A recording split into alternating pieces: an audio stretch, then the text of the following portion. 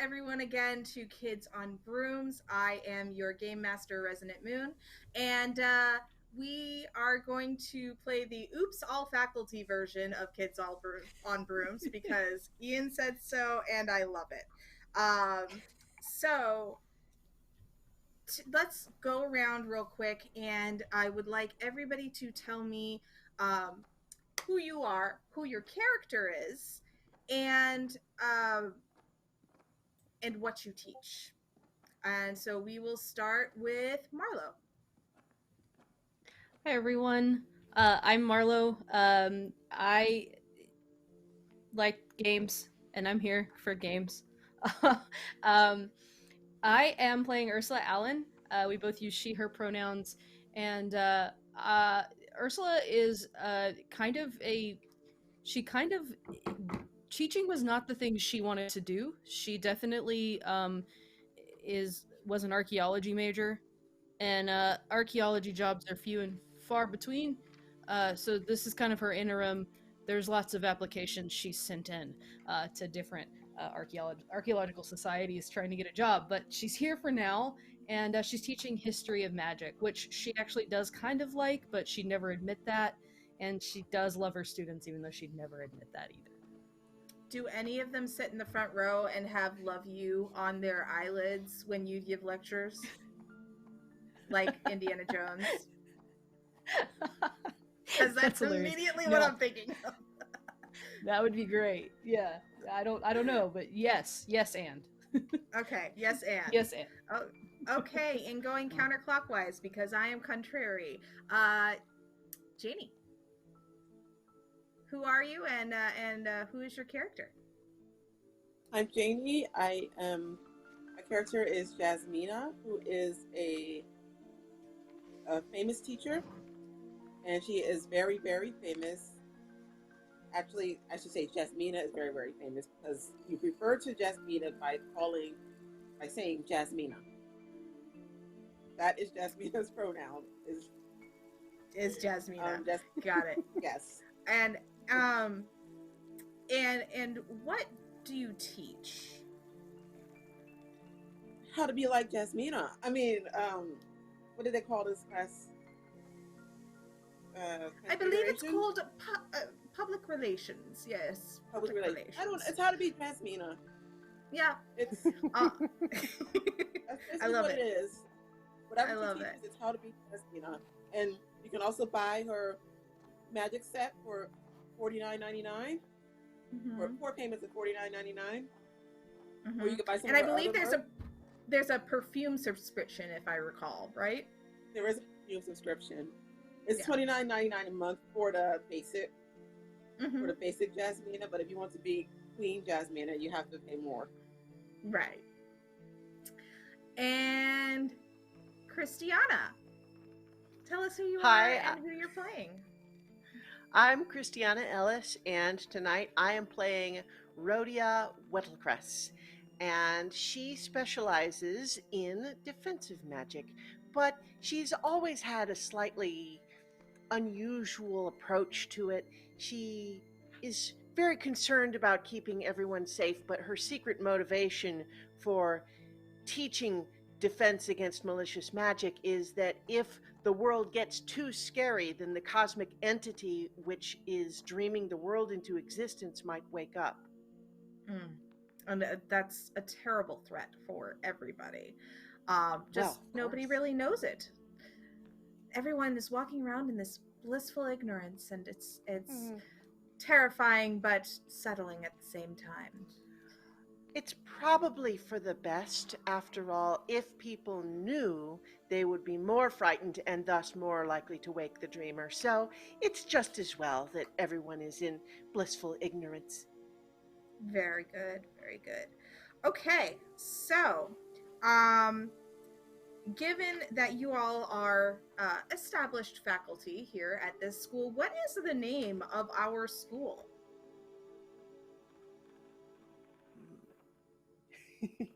We have to decide. Oh, we're building our school right now, so.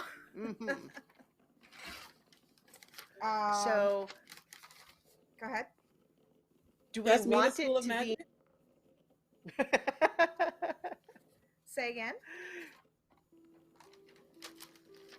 Yasmina's School of Magic. Yasmina's Magical Academy. That's in the application process. But what was it called before you put in that application? I always feel like there's like 2 want... words stuck together, right? Like it's always Okay. like, you know, like you put like you kind of just smash 2 sort of magical-esque words together. That's where I'm kind of my brain's heading. All right, so I'm going to ask for 1 word from each of you, and we'll go from there. Christiana.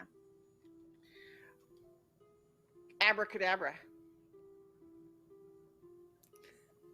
Yasmina. Can I use Yasmina? No.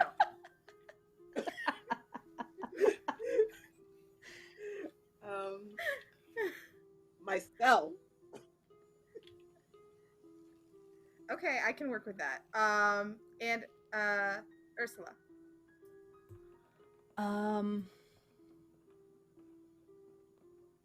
I kind of feel like we need something along the lines of like Raven in there. Okay.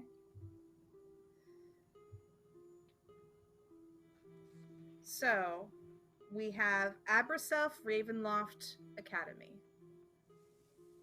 I like that. ARA for short. Dreamy. And where is our school located?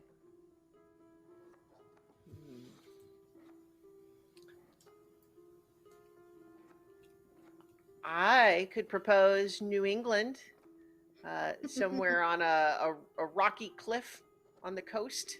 Okay. Yeah. That's an aesthetic. Okay. New England coast precipice.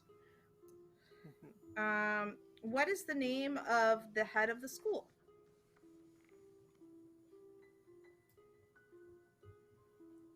You can't be the head of the school, Yasmina. However, you are going to be one of the things that the school is currently best known for.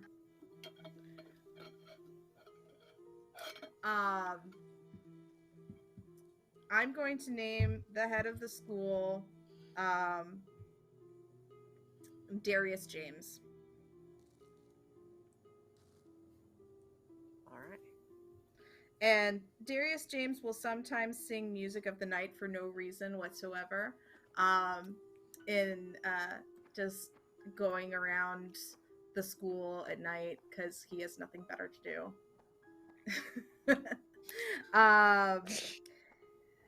Let's see here. What are the favorite pastimes of the school? It's going to be a magical combo of something mundane, or of 2 mundane things, like sports or competitions or crafting of some kind. So this would be like an extracurricular activity for the students, yes, or just something that people do? Extracurricular activity for the students. Okay. One of you might be a coach for it, or an advisor. Makeovers? Okay. So if there is, that could work. So makeovers. Yeah, learn to be Yasmina. Like fashion competitions related to that, maybe. Yeah. Just like putting together the perfect outfit and presentation. Glamour competitions. Glamour competitions. There you go. Nice. And they're magically enhanced, so it's not because at this school we are not just dealing with humans. We've also got various mythological creatures that are real and live in our society, and they have to send their kids to school somewhere, so they send them to one of these magical academies. Does the mundane world know about you all? Everybody knows about Yasmina. So Yasmina crosses both witchy and magical and mundane communities. Okay, that makes sense. Does Yasmina is Yasmina open about her magic? Like, is that illegal in this world? Ooh. Or is it just, yeah, we know that there's magical people and the magic people go to learn to control their magic at these various academies? Or nobody knows, but Yasmina is just wicked popular. I think that maybe Yasmina does do magic, but everybody just thinks it's an act. Like maybe they think magic is less real because of Yasmina. Okay, I like it. Does that like that makes sense to me? That makes sense to me. So there's all these real wizards doing real wizardry and witchy things, and Yasmina's like making them all look like clowns. Yeah. Okay. So magic is out there, but the mundane world doesn't really believe it. I like that. Okay. What are notable landmarks at our school? So obviously we have the cliffside. There's like a big like wizard's tower. What does it go up to a point? Is it an onion dome? Does it have like parapets? I'm kind of seeing like I'm seeing that one particular has a like pointed, like rounded pointed roof on it. All right.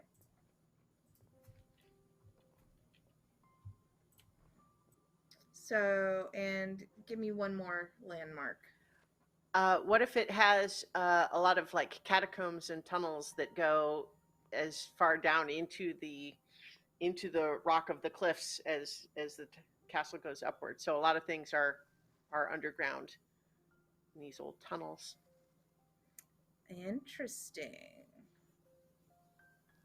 You don't know what you've done. Oh, no. What are the most unconventional classes at our school? At ARA? Unconventional for a magic school, or you mean yes. compared to okay. Unconventional for a magic school. Bookkeeping. Accounting. Yeah. Yeah, I was gonna say like regular math. Accounting, trigonometry. Yeah. Okay. All right. So now we are going to go around and everyone is going to give me one truth. And then we'll go around again and we're going to do a famous rumor about the school. Yasmina, tell me a truth about this school.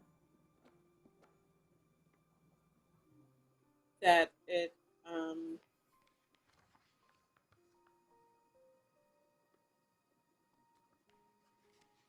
I'm sorry, it's an or. It's or. So it's a truth or a famous rumor. Okay. Are there ghosts in this world? Absolutely. So maybe the school is actually haunted by whoever originally inhabited the castle. Okay. So school haunted by original owners. Okay. Rhodia. I'm trying to remember to call you by your character name. Sure. It is true that in addition to being a magical school, it is also a magical seal that keeps an ancient evil from arising.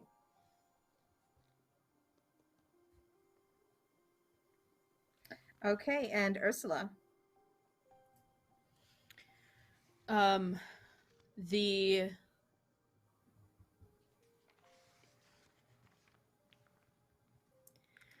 The catacombs beneath used to be filled with water. I don't know how recently they were drained.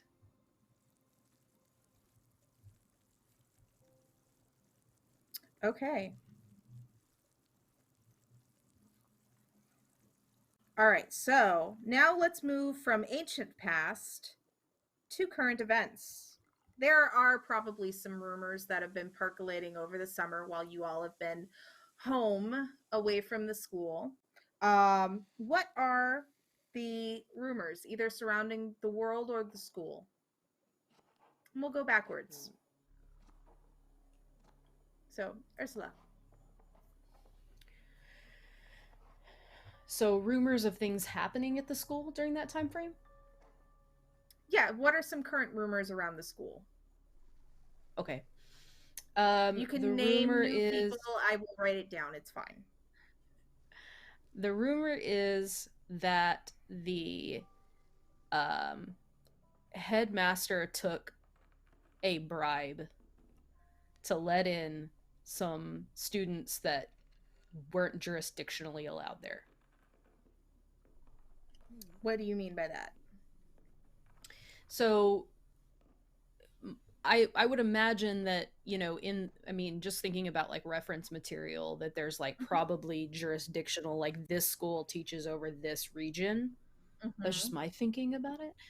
Okay. And that maybe kids have changed their region and they're not supposed to do that, but maybe something happened. So there's going to be students that don't belong.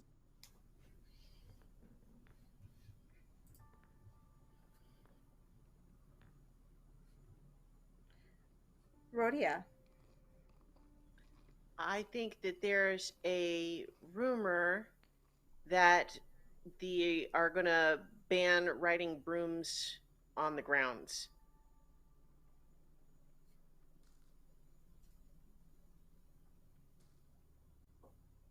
And a lot of people are very upset about this proposition because you ride your brooms all over the place. Why would they ban it?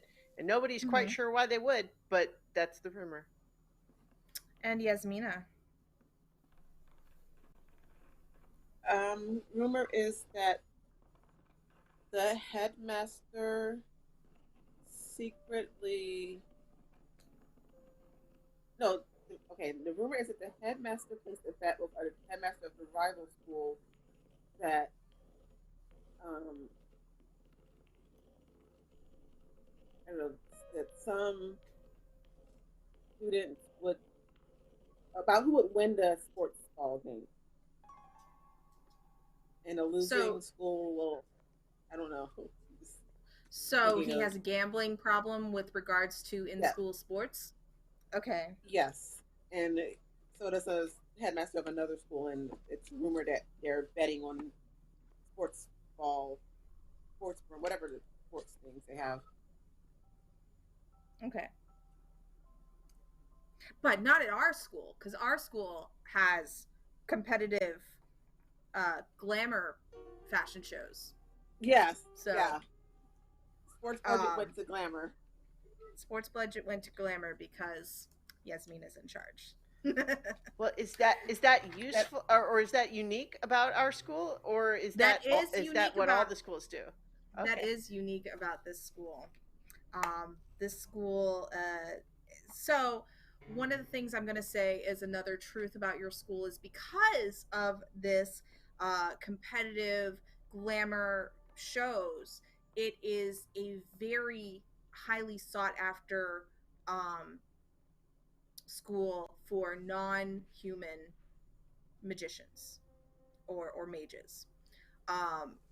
So you have a lot of centaurs, you've got a lot of goblins, you've got a lot of dryads and other creatures that want to look human. They want to look like Yasmina so that they can fit in with mundane society and they don't have to hide in it. So is there a class for that now? Like a yes, through your yeah. So you are probably a substitute teacher for that. Okay. In addition to your public relations, they're still trying. So, well, here's the thing: is that it's a glamour and transfiguration class all in one, and this is a position you've been applying for quite a while. Rhodia, you also have been applying for this job for a while, but it still remains open. We don't know why. Which one? The Transfiguration. oh, okay. Transfiguration and glamour. Okay, so the last thing, we have 2 more things before we answer some questions, just to give you all some bonuses. You all have chosen various classes, if you will, or tropes that will indicate your stats or what die you are going to roll for any challenges or what have you. Pardon me. And so we want to give you a little bit of a bonus for that. So we want to make our wands real quick. So with your wands, you can focus on 2 stats. So, Rhodia, what 2 stats do you want to focus on with your wand? Well, Rhodia, with her focus on defense against malicious magic, is primarily interested in how to defend one's self against any sort of a magical attack. And so a birch wand gives a bonus to flight, which is useful for defense. However, sometimes if your back is against the wall, you may need to fight as well. And so my wand contains a dragon's heartstring core for a bonus to fight. Great. And how about you, Ursula? So Ursula, by and large, is not. Oh, sorry. Go ahead. So Ursula, by and large, is not super bulky. She doesn't have a whole lot of. She's not a fighter. She's more of a not really give a crapper. So but in order to help a little bit with that, she does have a dogwood wand with a gorilla's fur core. So dogwood to give her the bit on fight, and then a little bit on brawn with that gorilla's fur. Great. Kind of supplement those bad stats. Great. Yeah, what I was going to say is that if you don't know what the woods are or what the cores are, I have those written down, so I can help you out. So, but you've got it. So Yasmina, how about you? Well, obviously I have a cherry wood wand. Obviously. And it has, I think it would have, well, I don't see the, I'm not sure what the core would be. Maybe, I don't know. I was thinking, is there a stat that you want to give a bonus to, or is there one that you want to beef up more? I'm pretty sure charm is pretty high, so maybe there's a phoenix feather inside of it for brains. Sure. Awesome. Now, it's a really nice wand too. It's a designer wand. Of course it is. I mean, only the best. Now, do any of you have familiars that you bring with you to the school? I do. I have a little pink axolotl named Sandwich. And when anyone asks me about that name, I insist I didn't name him. I asked him his name, and he told me it was Sandwich. Although I was also eating a sandwich, so it's possible he was just saying he wanted some. But here we are. Mm-hmm. Ursula, do you have one? Ursula, who is pretty indifferent to most things, has one thing that she's pretty not indifferent to, and that's her cat. Her cat's name is Salem, which is so fitting because they are in the Northeast. Yep. Yeah, and Salem is a pure black cat, a la very much Sabrina. So Very nice. And how about you, Yasmina? Do you have a familiar that you take with you on tour or to school or what have you? Yes, my familiar never leaves my side. My familiar is a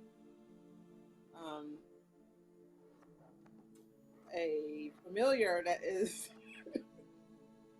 And so as long as it's small enough that you can carry it, that's all that we require.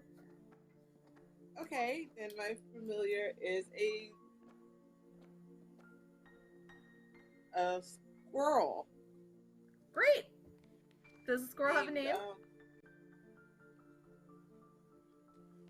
I can't think of the right. Jasmina too. So it's Mini Mina. Is it Mini Mina? Yeah, Mini Mina. And is it a flying squirrel? Yes. Okay, good. Okay.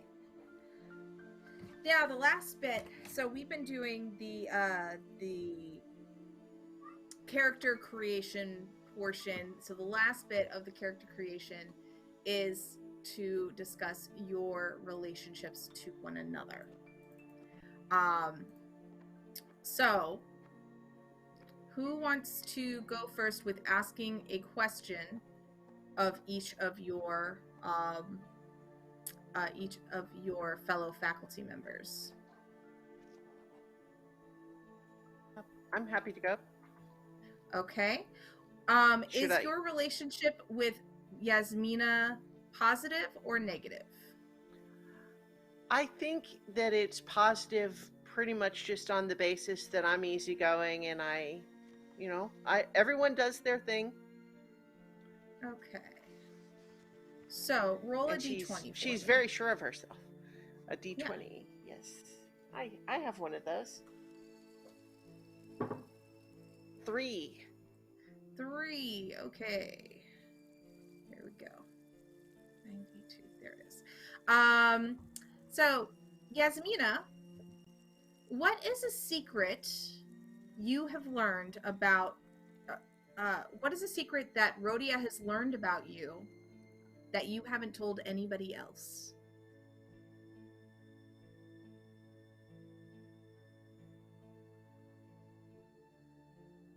I think Rhodia would have learned that Yasmina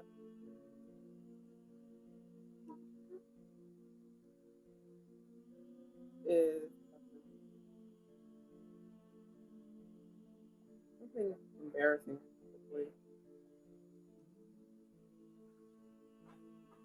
Maybe she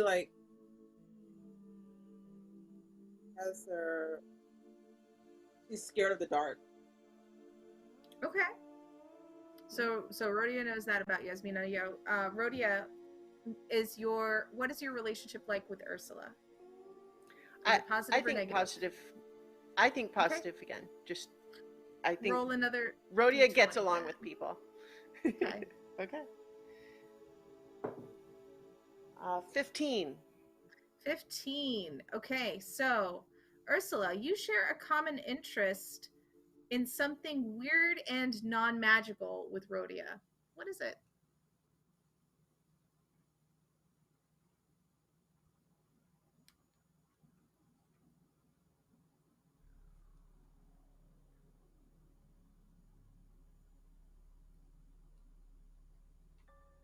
Are you still thinking? Ursula? Marlo?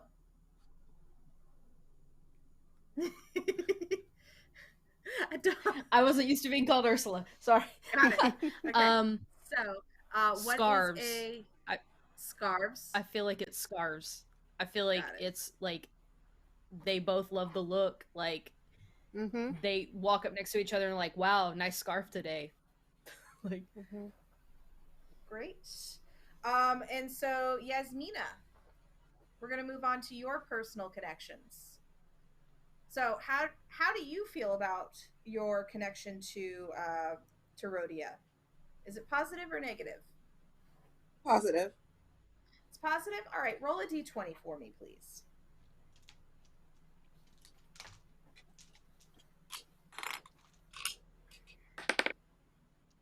20.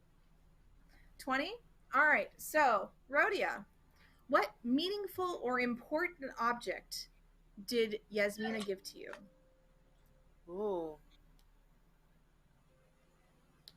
So one of the things that Rhodia has as part of her just look is that she has around her neck like dozens of weird little charm necklaces that are meant to ward off various things.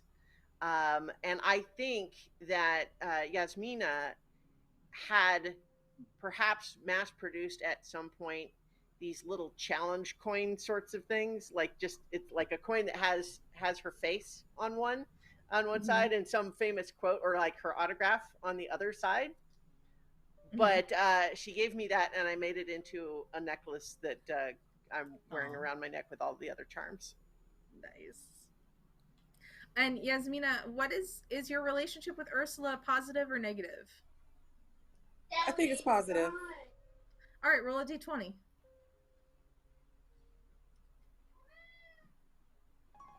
Yes, we're going to get to that in a minute, Totoro.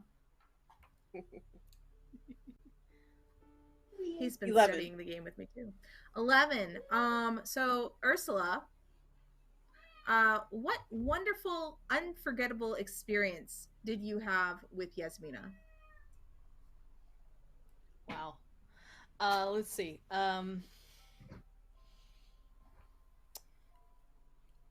think she wouldn't admit it. She would never admit it, but one time she was up on a parapet and she didn't realize that Yasmina was there until she turned around and saw that she had seen it. But they were up there at night, and she saw like a shower of shooting stars, and like a meteor shower, and she was like so in awe and struck by this that when she turned around and saw that someone else had shared it with her, first she was like, oh gosh, that was supposed to be a personal moment, but then she was like, you know what, was kind of cool that we saw that. And then they chatted about it, and they thought it was really cool. But like, if anybody asked her, she would say, she's whatever, I don't even care. I love it. I love the indifference. Okay. You wrote a so song Ursula, about shooting star. Aww. Did you want to admit who it was about? But right. But there's a song about sitting on the rooftop watching a meteor shower with a person in that quiet intimacy. All right, Ursula, your turn. So, how do you see your relationship with Yasmina? Is it positive or negative? I think it's positive. I think she recognizes that this sort of stardom is irritating sometimes, but ultimately, like, she trusts her as a member of staff with her, and like thinks that she does a good job despite being a little bit flashy about it. All right. So roll a d20 for me then. 5. 5. Okay. Yasmina, what spell did Ursula teach you that you have never forgotten?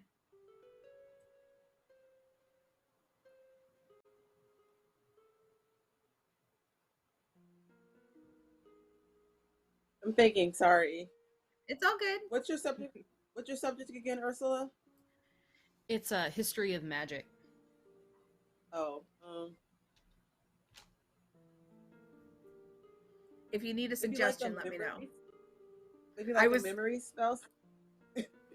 That's exactly where I was going. It was facial recall is what I was thinking. Okay. Oh. Yeah.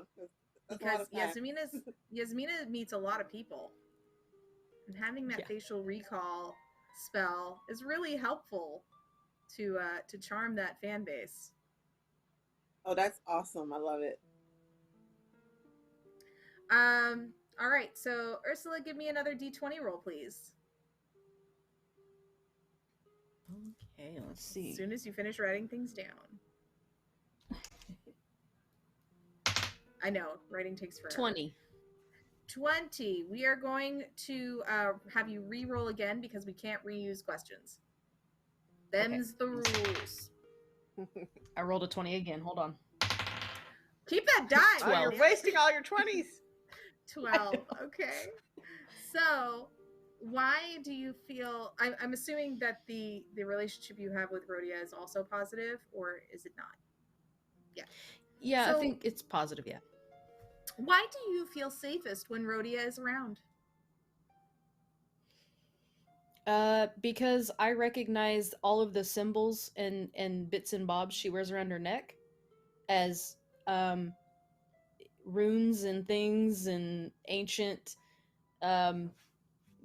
symbols for protection, and I just know that whatever she's warding off is not coming near us.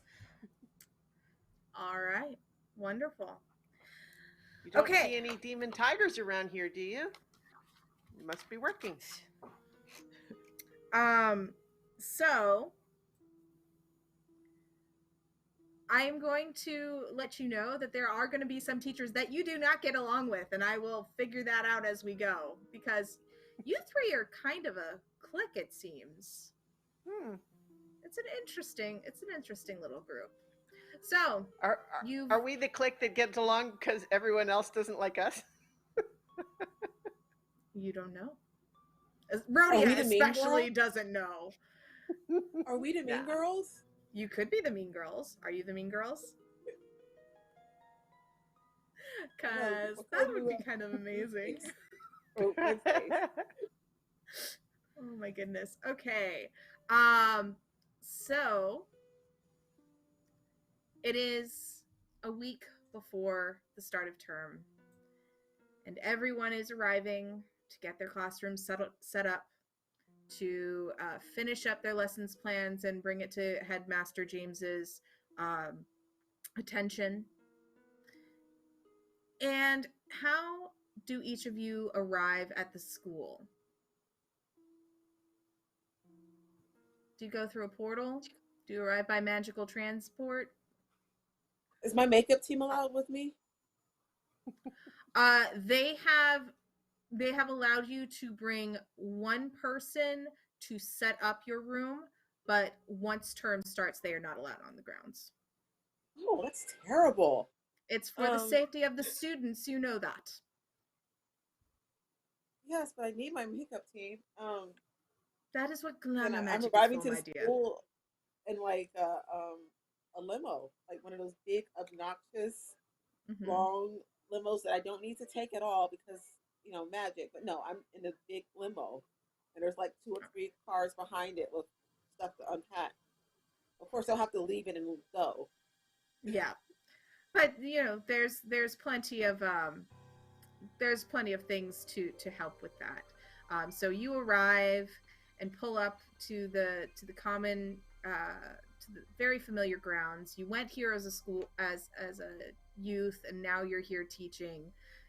Finding some fulfillment outside of your busy touring schedule. You're taking a break, trying to get some inspiration for your next album and your next creative endeavor. And the school custodians, they help unload your belongings, and they know you're coming, so they have 5 autonomous pallets that you load everything up, and they tell you where your quarters are, and your the automatic pallets just walk away with all your stuff. When you get there, your assistant will have everything they need to set you up. And brunch will be ready soon. So there's that. Who arrives next? I think it's in the middle of a terrible thunderstorm that Rhodia just flies in on her broom, doing absolutely nothing to shield herself from the rain whatsoever.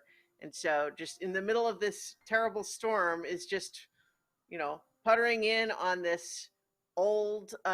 It's a very sturdy, serviceable, functional broom, but it has suffered a lot of cosmetic damage that has not been glamored in any way. So it looks all used and beat up and scuffed and everything. I'm gonna say And that there are she, holes in it yeah, that cause it bristles to are patchy. whistle. Oh, Yeah. yeah. So it causes the broom to whistle Mm-hmm. as you fly. And so, even though it is a relatively simple spell to keep the rain from soaking you, she has not done that, and just comes in the front door, broom in hand, just dripping all over the floor, and just greets everyone and heads on up to her room.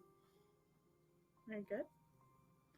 Ursula, how and when do you arrive? There was a freak storm that came through as Rhodia went by, and as soon as she's inside, the storm is gone. Weird. You see this old rickety vehicle pull up, and it flies in, sort of like, just like this flying car. It zooms in, but it looks like a total like just like rusted out, just terrible looking car. And But it's a Volvo, so it sticks together. Right. It still runs pretty good. It stops. It pulls up in front of the gate, and lands with a thunk. And looking totally like this is just like this like the most embarrassing thing ever. You see Ursula get out of the passenger side, and her mother calls out to her as she opens the car door.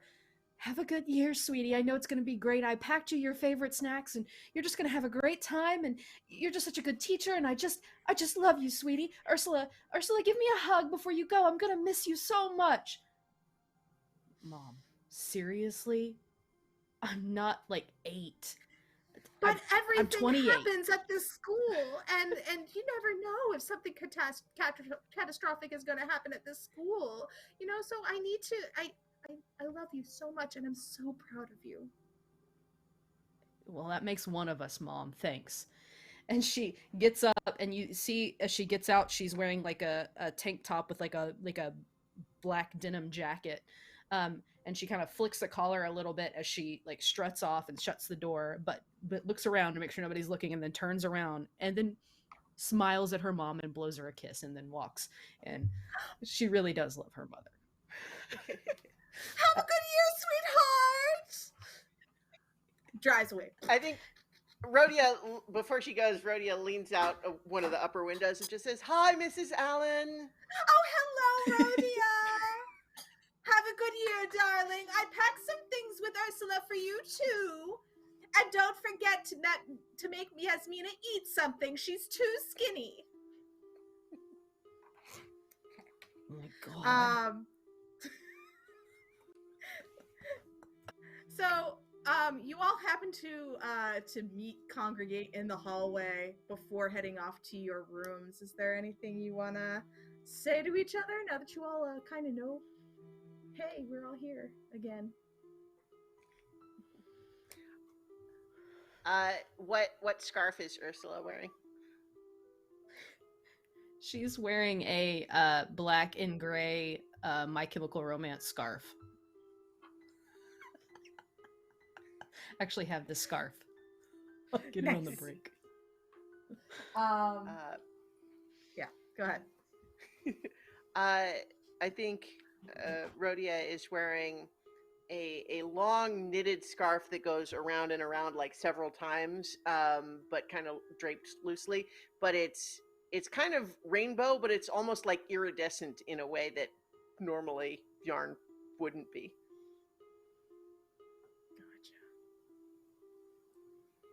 And just, oh, I love the color on you. I think it's lovely. And I'm like reaching out to feel it, but she's still just like drenched, standing there in the reception room. Thanks. I got it like 15 years ago or something like that.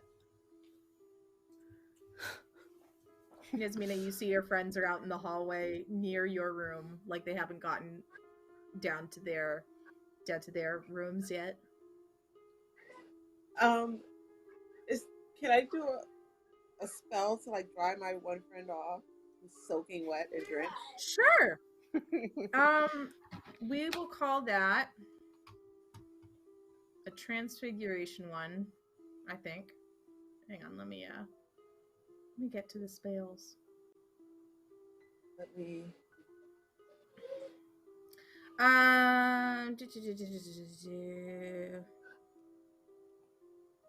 Yeah.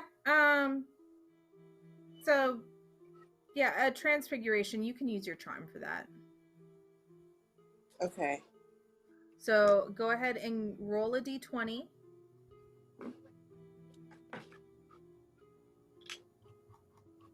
And you're gonna add your right, because that's your there it is. Yeah. So it's a d20. The goal. This is easy peasy for you. So you need a 7 or better. Oh, I got 11 without any modifiers. Oh yeah. So yeah, you very easily. All of a sudden, Rhodia, you are no longer weighed down by the weight of your scarf. It all of a sudden feels lighter, poofier. Your hair is maybe a little lighter and. I think the hair like just definitely floof. You know, it's just very sort of floofy. It kind of looks around and just says, "Oh, Yasmina, thanks. While I was outside, I was staying wet because it keeps the nether bats away. But I suppose now that we're here, oh, nether bats are not allowed around me. You should know that by now. Really? Well, that comes in very handy then." And I kind of glide walk towards them, and I've got probably this.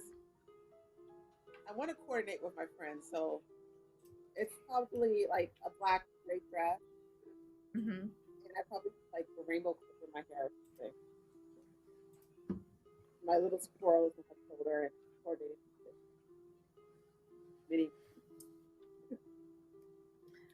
So you now coordinate with your friends in complementary colors. So you've got so here's how I see it, and you can tell me if I'm wrong, but you've got on one of those skirts that has a solid color, but when you move, the pleats have a different color. Yes. And so I'm gonna say that you've got black over panels, and then the pleats themselves are rainbow. That muted iridescent kind of rainbow that is in Rhodia's scarf. Definitely. Mm-hmm. I have to, you know, we're a team. Absolutely. As you're chatting, Ursula, you get bumped as a gruff-looking satyr goes by. Alan. You know this guy. This is someone who is also passionate about artifacts and yells at you every time he thinks you get it wrong. His name is Archimedes. Archimedes! Hi, how's it going? Oh, lure fine. Any children into the forest this summer? Oh no, but I did spend my summer excavating at a site that was fully funded, and I found 3 different artifacts. What did you do all summer? None of your business. Mm-hmm. She looks mad. Very mad. That's what I thought. See you at the assembly. And he goes off, clip, clop, down the hall. Because he's a satyr and he has hooves. Clip, clop, clip, clop. My coconuts. Don't worry, Ursula. Artifacts aren't real.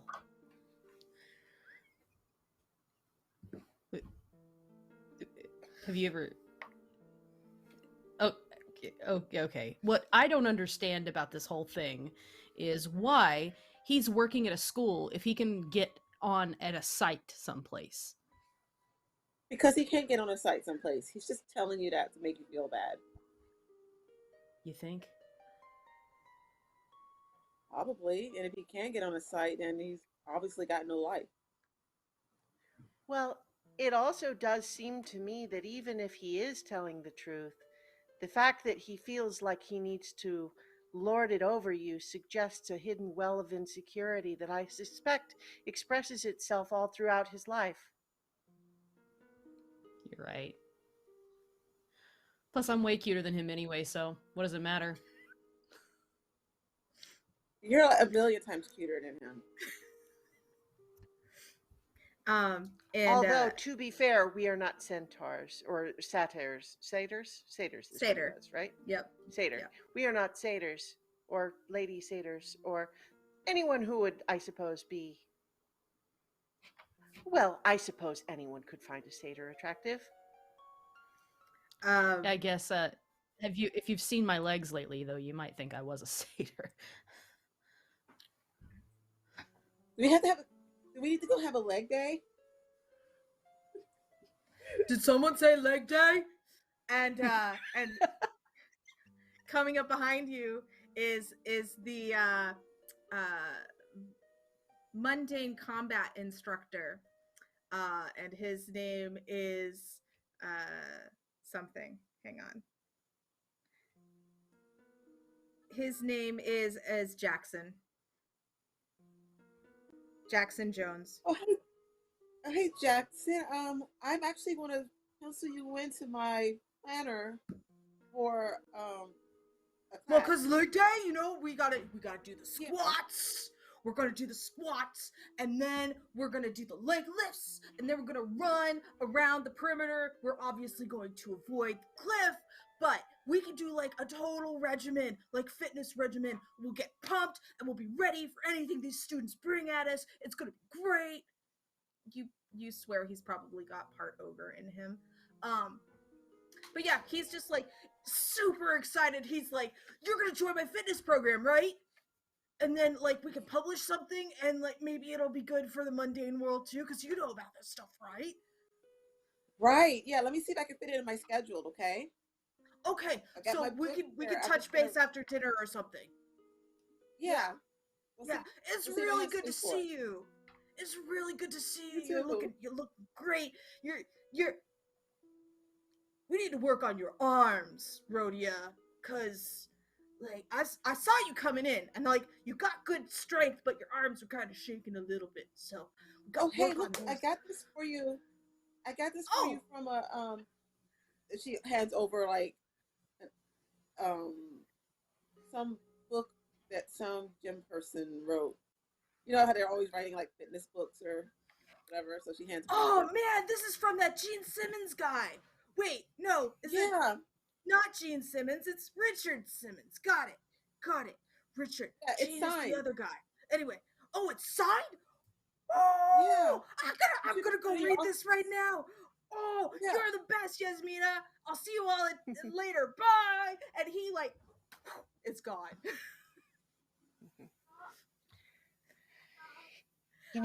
It's true that extra strength in the arms can be helpful, but if my arms were any thicker, then I wouldn't be able to slip out of my Cthulhian straitjacket. It's okay, Rhodia. Your arms are great. I love your arms. Thank you. All of a sudden, you all hear the familiar tone. Doom, doom, doom. The faculty assembly will begin in 1 hour in the Great Hall. Again, the faculty assembly will begin at 1 hour in 1 hour at the Great Hall. Please arrive promptly. Thank you. And you recognize the voice of the librarian, Miss Hawthorne, Agnes Hawthorne, and you all know that she has a very pleasant voice, but she's mean. She is as mean as a wet cat. And has several cats that roam around the school as well.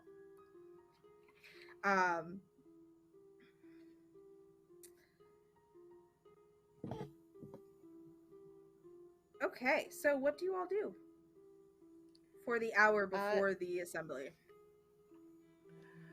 Well, given that I had, we had all like literally arrived to the point where I was still standing there, like, I think I don't have like a lot of luggage. I think I have like one big backpack. But I would probably go up to the room and I would say hi to all of the cats on the way and ask how their summer was. Oh, yeah. And they tell you, oh, there were lots of rats that were in the kitchen, but we hunted them all, and then we got extra cream. It was great. That's wonderful. I'm so pleased to hear it. There were still lots of like weird noises coming from the catacombs, but they wouldn't let us go down there. So we're still trying though. But we're not strong enough to open the doors. So. Well, I would tell you to be good, but I know that cats have got a cat. Absolutely, cat's got a cat. You know it. You know my friend Ursula has her familiar Salem. Salem's has been the with best. her. Oh, I think so too. Make sure you let Salem know what you found out. Oh, sure, absolutely. Where's where's Sandwich? I along with all of the charms, I have like just this little leather pouch that I, pull open, and he just peeks his little head out. Hey, pretty.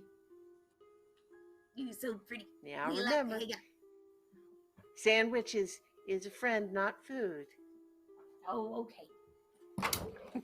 This is the cat that you're meeting right now. Very nice. He's a very cute cat. I think that it's perhaps also fun to point out that for everyone else who might be in the area, Rhodia is leaning down to this cat and going, yeah, these are not talking cats that speak human. They only speak cat.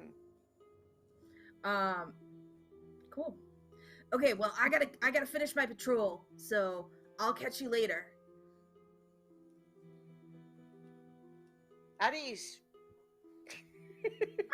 And you get a little tail flick and then saunters off. Yeah. So I would be dropping off my stuff and preparing to go to the assembly. Okay. Ursula, Yasmina, anything?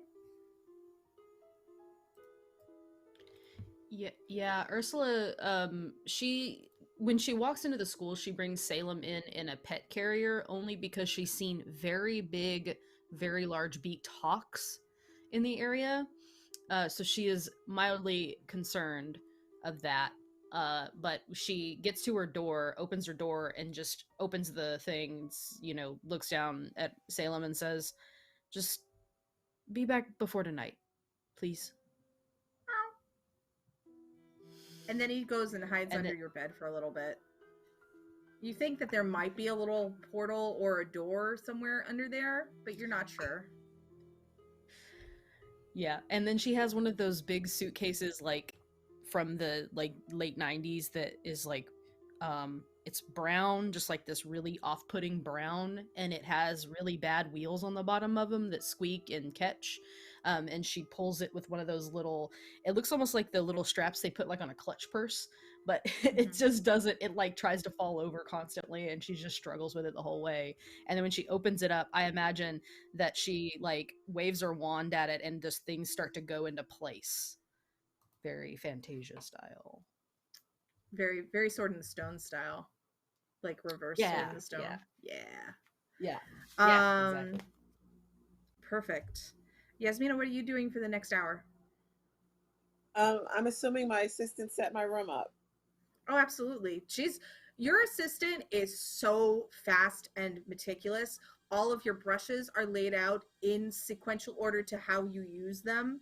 All of your products are stored out of the light, but you can still see them clearly, so they're not going to get affected at all. Your bed linens have been stripped and replaced with your favorite scented bed linens, and you have a mini recording setup that works magically, but you also have a digital translator, so it goes from a magical recording to a digital recording so that you can send it to your mundane producers, who are always Okay, just in awe of everything you do. Then I'm doing a mini photo shoot. I'm walking around and taking pictures and videos. Oh yeah, there's a little bat attached to the camera, and so it's got little bat wings, and so it can do a little bit of a drone fly if you wanted to do like a short video or a GIF or something. But yeah, posting on TikTok. Yeah, Yasmina. Yes, on TikTok. Yes, Yasmina's doing her lives and. Yeah, there's TikTok, there's Hexbook, there's Witchtagram, and there's Runer. So those are the magical social medias. And like right as somebody passes by, you can hear Yasmina saying, "Make sure you like, subscribe, and follow." And one thing that you get, Yasmina, is you get a little your assistant has left you some notes, and one of them is one of your students is a high member of your fan club. If you want them moved, you'll have to talk to Miss Hawthorne, who works with scheduling.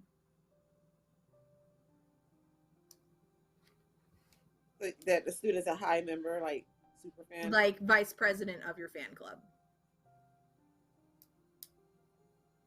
Okay, yeah, I probably want that student in my class. Okay, great. Okay, so everybody is gathering in the Great Hall. Obviously, you all have your favorite spot to congregate there when it's time for the faculty's meals. Where do you sit?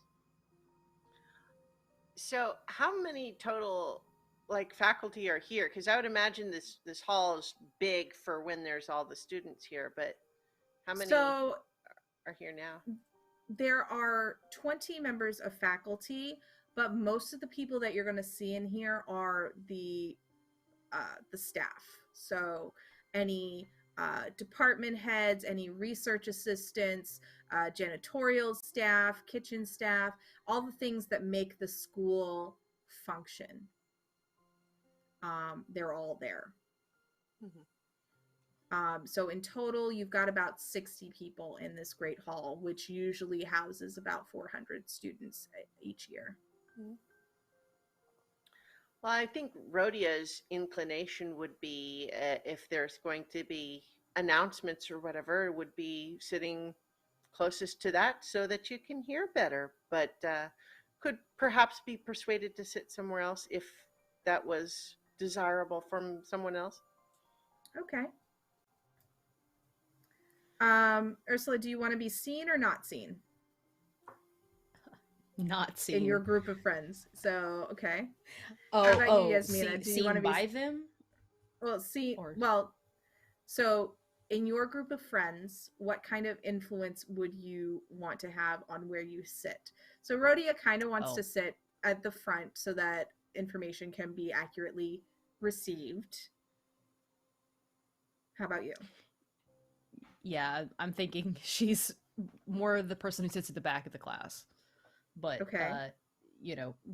given that, maybe Rhodia's up near the front, she would go and sit with Rhodia and look irritated about it, but not say anything. So. Okay. How about you, Yasmina? Where would you try to influence your group to sit? Where's the most visible place that I can sit? So here's what I'm thinking is that, yes, you sit towards the front, but at Ursula's urging, you sit closer to the corner side where not as many people are going to see Ursula. And then there's Rhodia, and then there's you, Yasmina, which is closer to the aisle so you can wave at everybody and be seen. And everybody can at least get a taste of your hair. Hmm? Can I like sit in front of Ursula and like, I have a seat. I probably have my own chair, Mm-hmm. and I just kind of like fluff my hair out and kind of stretch. Are you Take up a hiding lot of space Ursula? for Ursula's. So you're providing cover for Ursula, so Ursula can be less seen. You're providing a distraction. Got it. Yes. Got it. So Ursula, you're like a shadow to your more colorfully dressed and ostentatious friends. And people see you. Some people greet you with awe. Some people with disdain. Some people just outright ignore you. That's really hard, but they do their darndest. Um, and everybody's gathering and chattering about summer plans and who's managing the home and everything like that, and what they're hearing about, particularly about the some of those rumors that were going around about, broom riding being uh, taken away. And did you hear that Headmaster James was betting on this um, Super Bowl, Superb Owl? What is? I don't understand what that is. But anyway, um, so you hear a little bit about that, and the man in question uh, looks young for his years.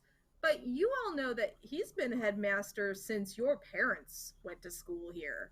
If your parents did go to school at ARA, so he's got a dark black beard, um, a nice thick head of black hair that he mostly has slicked back. Wearing plaid is his uniform, so he's not as strict as he used to be. Um, and and he comes forward and says, "Greetings, everyone. Take your seats, please. We will get through this as quickly as possible." Now then, school business. Let's see here. So we are limiting the broom riding on the grounds for our students outside of um, various races, emergencies, and flight class.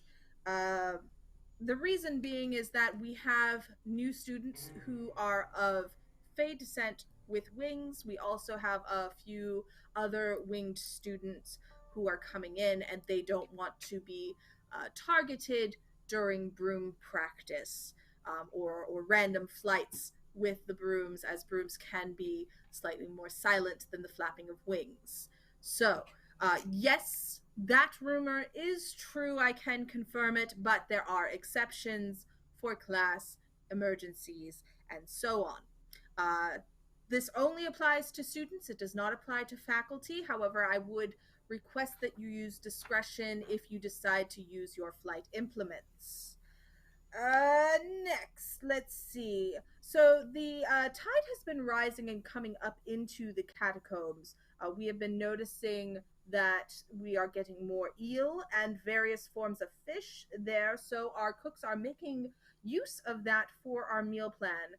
So we will be having a lot more fish in our diet than before. Um, Let me see here. Yes, we still have openings for the Transfiguration and Glamour classes. If you have renewed applications, you may submit them to Miss Hemworth. I'm sorry, Miss Hawthorne. Sorry, Miss Hawthorne. And you see her just like look at him, staring daggers. And then you hear somebody whisper, "She's dating one of the Hemsworth brothers. I don't know who they are, but they're really big in the mundane world. And like, it's a big deal or something." And she's just glaring at him. Anyway, we did have one incident of a broken window in the divination tower. It is my understanding that Professor Morlock is currently working on it and will be finished by next week, it's just the wards that are giving him some trouble. If anyone has the ability to lend assistance, that would be greatly appreciated. Now I raise my hand just to. Yes, Professor Wettlecress. I would be happy to help with any additional warding that is necessary. And you know that Morlock does sit in the back, and so he goes, "Thank you," and that's all you hear. And then following that thank you, there is a loud crash. And everybody kind of looks around, and a lot of teachers, including Jackson Jones, steps up and is like in combat mode, because in your time here, these walls have been the sturdiest things you all have known. These halls are supported not just by stone and mortar, but with lots of runes and everything to keep it from crumbling, and something has shaken the very foundation beneath you. And Headmaster James looks around and pulls up an orb, and the orb glows slightly, and only he can see what's going on. I see. Right, we have intruders? There's something that's eating away in the catacombs. Huh. That's interesting. There's a lot of them. I'm going to have the faculty that is trained to divide themselves up into groups of 3 and head down the different corridors to eradicate this incursion. All right, so group up in groups of 3, and Miss Hawthorne, you will give assignments based on the blueprints, so that we. Yes, I know, Headmaster. Of course you do. Right. Very well. If there is, I want all of the janitorial staff to check the upper levels, make sure that there is no structural. You know what to do. Go. And you see everybody start to gather up. And that is where we are going to take a quick break. Now, here's the thing about this break. This break is really exciting because, as we stated at the beginning, we are having a giveaway of a physical book of Kids on Brooms. So if you want to enter this giveaway, what you have to do is do !raffle in the chat, or you can retweet our tweet on Weave the Tale. That will enter you into the giveaway. So you have about 10 minutes to go ahead and do that while we take a quick break to refresh ourselves, and we will be back shortly. So stay tuned.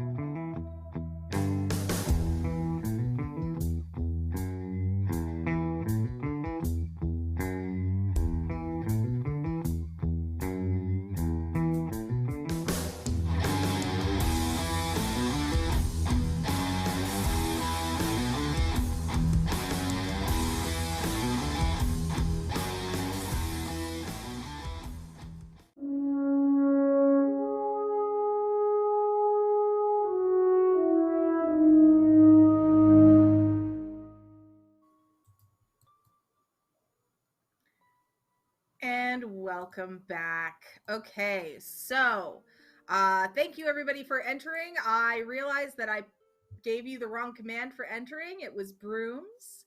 But it seems like everybody in chat seemed to get that, so that should be fine. So, dear Twitch gods, who is our winner? And it is Bear Mai. So Bear Mai, thank you so much for entering. Congratulations. You are going to be getting a physical copy of Kids on Brooms, of which we will be reaching out to you for your details via Whisper during the course of the rest of this game. But just because we are going to be we're done with this raffle does not mean that our beloved mean girls of Abraself Ravensloft Academy are done. So as you are all filing out with a sense of urgency out of the Great Hall, everyone looking a little tense, a little nervous. You see the facilities staff, they're going up and around checking all of the walls for cracks. And as you get up to the front, Miss Agnes Hawthorne is flipping through pages of a tome that seems to have the blueprints of the entire facility. It says, right, let's see here. Ursula, you know best the way that that areas need to be preserved. So I'm going to send you to the deepest part of the catacombs so that nothing is out of place. After all, you do research in artifacts and excavation, correct? Yeah. And so I am trusting you with making sure the catacombs are not disturbed. I can't trust that imbecile Archimedes to not touch things that shouldn't be touched. But I know you have a great respect for such things. Yeah. Go on, yeah, go on. We have more. That's more. Go. Next. So I turn to Ursula and Yasmina and I say, now, I don't want to presume, but I would like to propose that the three of us be a team of three. Yeah. Make sure you've got your light spells on, though, because it's going to be dark down there. Well, the worry, of course, is that if we have a bright light, then that will attract whatever's down there. How do we know it won't be right behind us if we don't have the light? Well, it might be behind us regardless, but it might find us because of the light. But don't worry, I'll try a bit of a stealth spell to disguise our passage through the catacombs. So I would like to try. You said that you were afraid of the dark. Gotcha. So Yasmina didn't say that she was afraid of the dark. I'm the only one that knows. Mm-hmm. But I will kind of, yeah. So, but if I use a spell to disguise our passage, then perhaps we can have a light without attracting creatures or, enemies or whoever might be attempting to damage our catacombs. Well, I need I would like camera. I would like to try to cast a spell that would, this might be like a big one, but that would affect all three of us and would basically just be sort of make us harder to perceive from others, if that makes sense. Okay, so kind of like a pass without a trace type thing. Yeah. So this would probably be, I'm thinking, probably reality bending. Mm-hmm. And then if it's the three of us, it would need to be big. So that's already 10, right? Yeah. and then maybe an hour. Okay. And then so that's 12. Now, how do we want to do experience with the spell? Like, I would think that this is something that I probably like teach. This is one of my spells that I would probably like, how to protect yourself and disguise yourself and hide. But I don't know how you want to have me judge the experience. So, considering that you're a teacher, you are going to have more experience with creating these kinds of spells. So yeah, so we're gonna say that you've cast similar types of spells, so I'm only gonna have you add +1. Okay. So that's 13, I think. Yeah. So 13 is what you're rolling. Okay. I'm gonna say that you let's see. Whatever you roll, you're going to have your what do I want to call this? Well, my thought was flight, but certainly I will defer to your judgment. Flight is yeah, because you're avoiding a fight, so I'd go with that. So your flight will be the die that you roll, and then you're going to add +2 for being a teacher, and +1 for your wand. Okay. What is the +2 for the teacher? You're going to add it to your roll. Okay. Well, but so if it's the studied in, isn't that +3? I mean, I'm happy to go with +2, but I that's what I have on my sheet was. Right, but because you're playing faculty members, you get. Okay, I mean that's fine. Yeah, so yeah, +2 and the +1. That's what I will roll. Okay. So D20 +3. Yes. Oh, so that's a 10, which means that I'm under my target. Okay, but the target was 13. Everybody starts with 3 adversity that's right. points. So if you want to spend some of those adversity points, you can to get up to that 13. But you will have none to go forward. You know what? I'm going to go ahead and spend all 3 of my adversity tokens. All right. So basically what that means for the rest of you is that as you're walking, you notice that your footsteps don't make a lot of noise, barely, if anything, and that your light doesn't seem to affect the shadows in a way that's usual. Like, you can see just fine, but there are no shadows being cast from the light that that is being generated from your wands. And this effect travels with you. Yasmina, do you go and get that camera you were talking about? Yeah, I probably have it with me. Is it one of the flying bat cameras? Yes. Okay.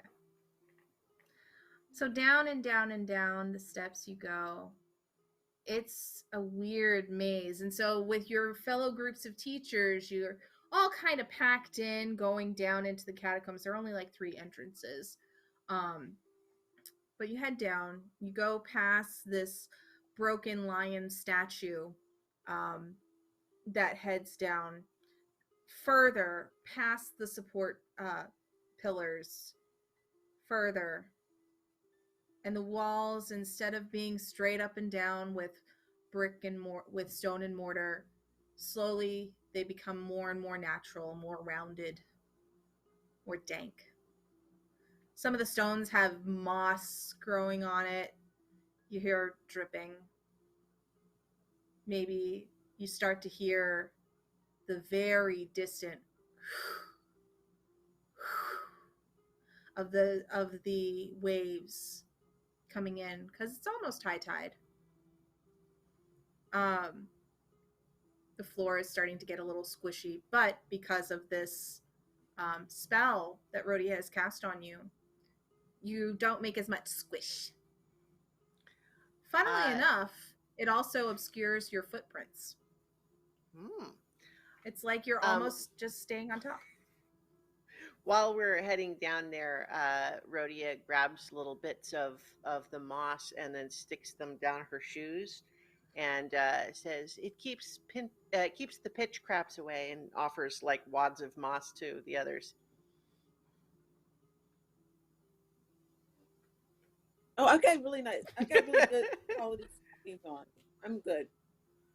Okay, yeah, I'll Ursula just like keep this one shoves it in down case in you want her it later. combat boot. And you notice that your feet are a little squishy, but not unpleasantly so. Like they're not wet, but it does kind of feel like you have them in a nice warm bath. Like very comfy. So you reach the entrance of the natural catacombs. In these catacombs, they are marked with several runes. Um, and you know that all of the great witches and wizards that helped build the school um, are buried here, along with who knows else. Ursula, can you give me a check on your brains for your history? Brains is your is a good one, right? Nice. I want you Check to your try to brains. reach. I want you to try to reach a 9. Okie dokie. What'd I you rolled get? a 1. Oh no! So Ursula, what happens is, first of all, you get to add an adversity die to your pool, so you're up to 4 now. And as you go to like look at the carbon dating, you know how when water washes away rock, you can kind of see the striations of the different ages. So you're like starting to look at it, and what happens that you fail in this check to see how old this is? I, I think she kind of like squints and leans forward because there's not a whole lot of light. She's really trying. And as she does, and she just changes her center of balance, she slips. Yeah, slips and falls. Your feet still comfortable. The rest of you, less so. Kind of smell a little salty, definitely dank. A little bit of your makeup is starting to come down your face.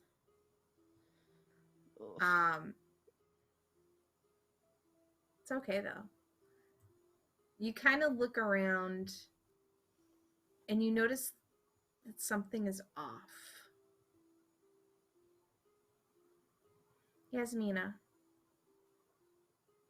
you blink and look around, just kind of in awe of being in someplace so different. And then you turn around and your friends are gone. Your camera's still there. It's flying next to you. And it speaks.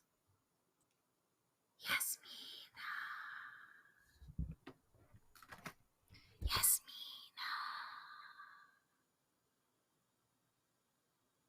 Do I need to move over for my shot? Where are my friends? They need to get in here with me. No. No one needs to share your spotlight. They What is it do that you because I look better. want?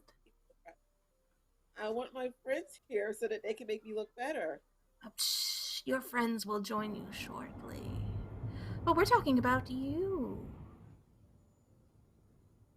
Well, Isn't I there have what I something you want. desire?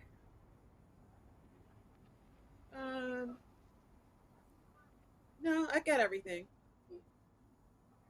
You have everything? Do you want an autograph? I want to give you more.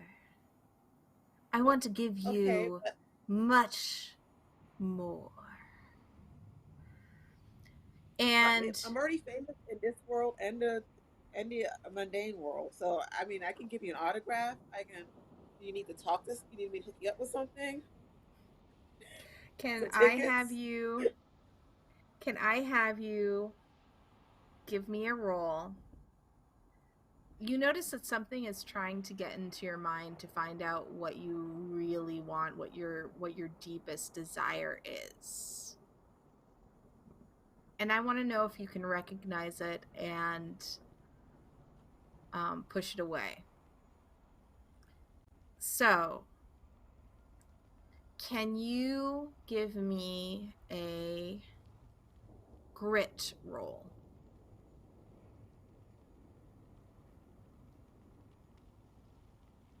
And I would like you to try to beat a 7.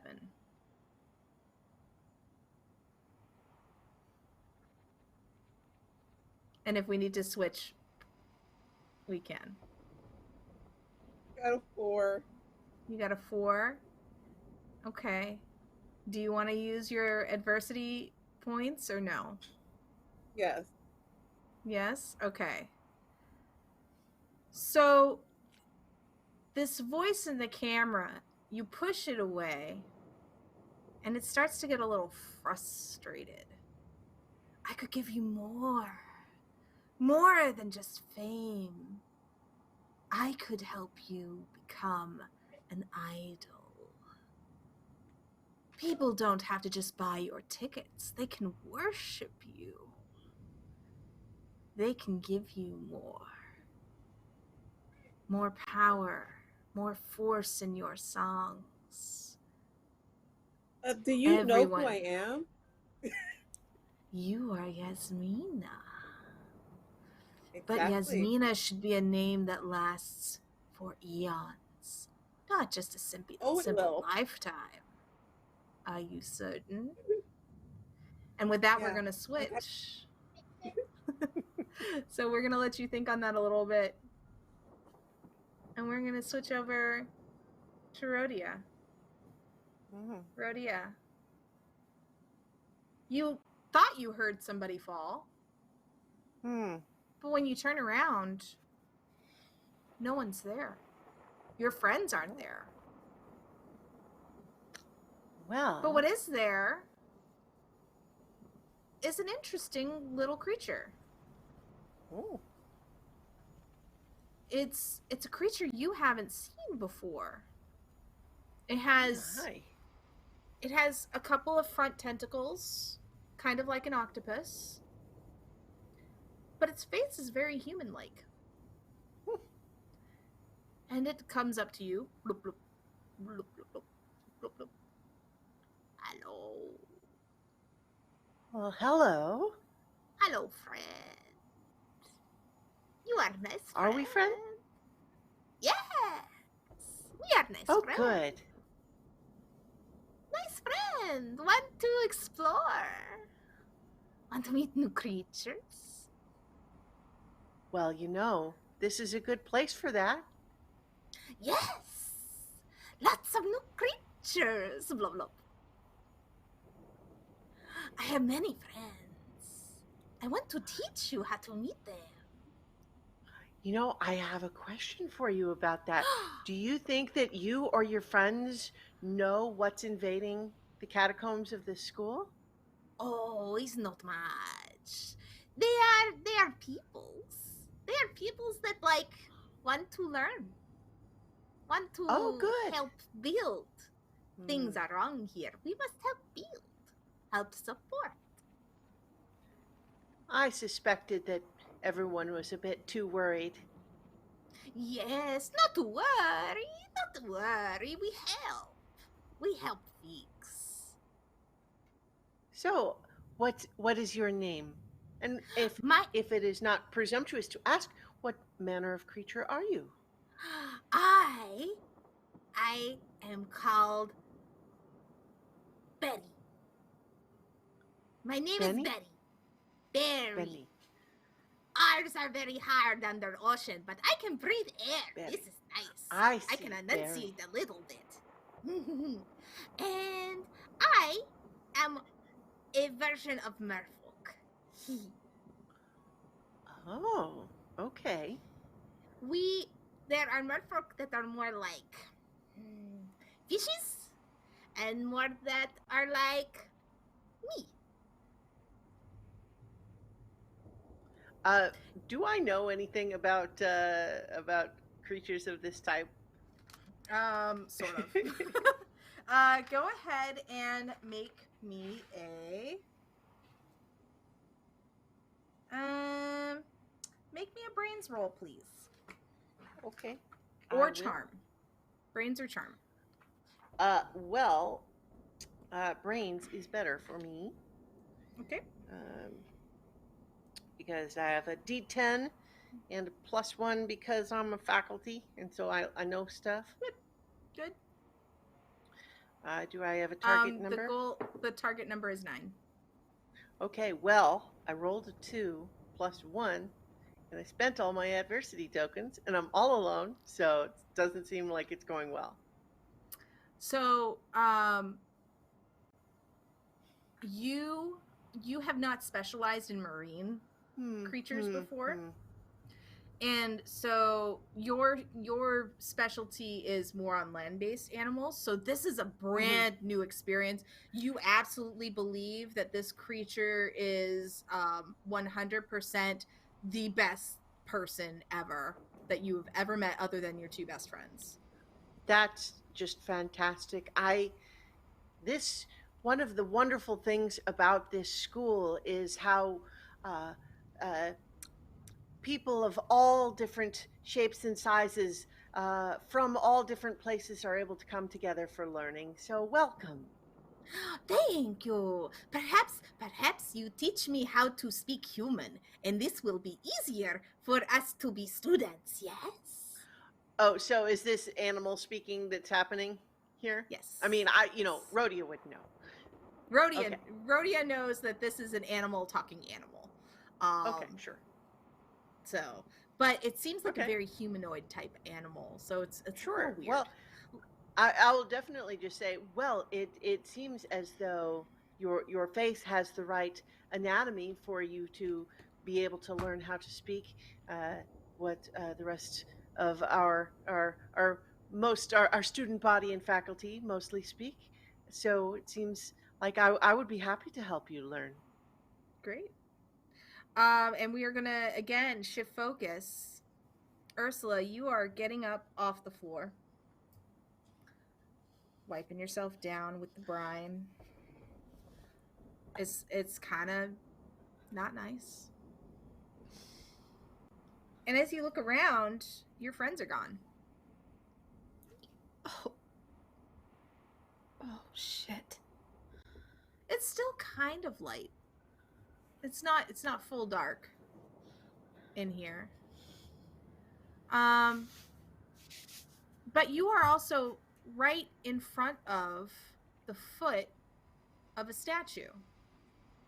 It's a very old statue. There's a lot of lichen on it.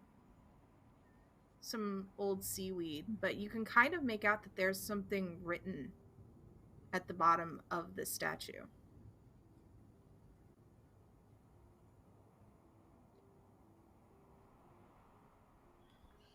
Yeah, gonna move forward and try to read this writing without touching it. Well, you do have to clear some of it away, but it's like pulling some seaweed off of it. Okay. So you doing my best not to yeah. So you drag it aside, and you notice that it says in an ancient form of language that only a few people, including yourself, know. Hello, Ursula. And as you watch it, kind of gobsmacked, it shifts and changes. Welcome.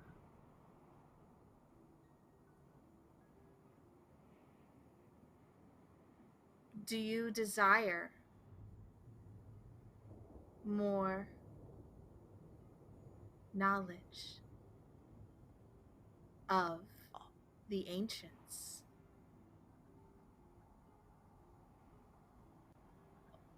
Always.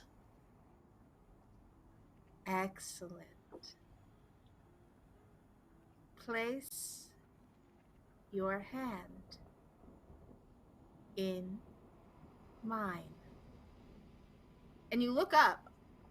Do you look up, first of all? Yeah. So this statue is of a robed figure of one of the early founders of the school. His name has been forgotten to time, but his beard is long and tied.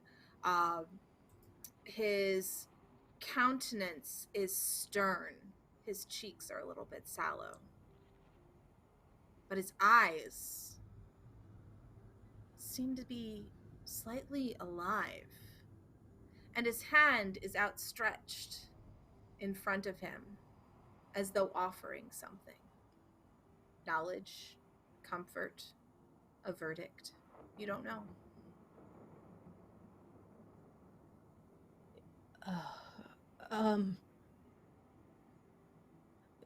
Anybody who knows anything about magic knows you don't touch what you don't understand. There's no way I'm taking your hand.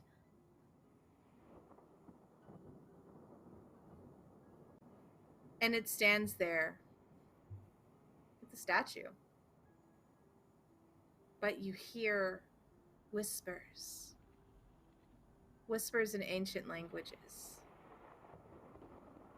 Make it better. Make it right. Fix it. Tell our story.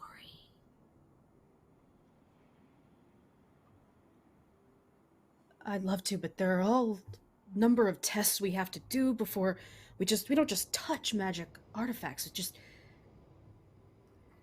I want you to make a grit roll for me. So gritty. So gritty. And your target number is 9.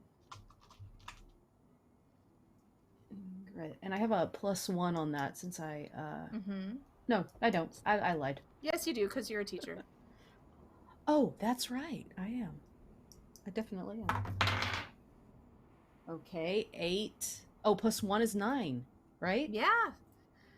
So Yay, you're sticking to your guns and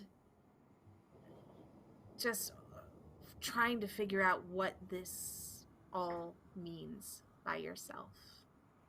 Yasmina, we're going to switch back to you.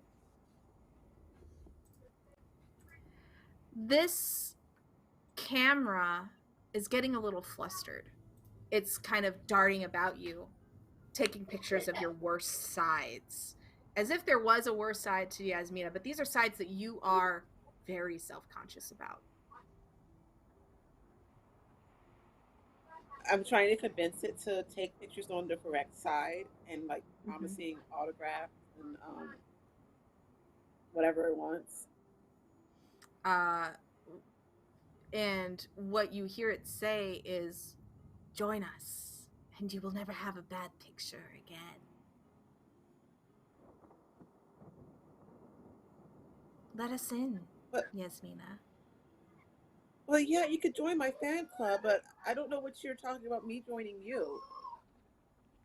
We want to build something extraordinary. We want you to be the head of it. But to do so, you have to join us.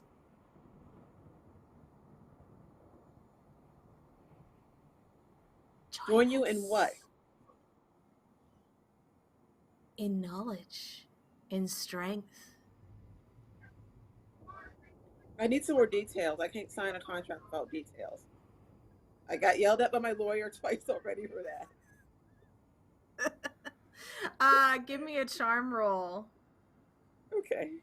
Difficulty again is 9.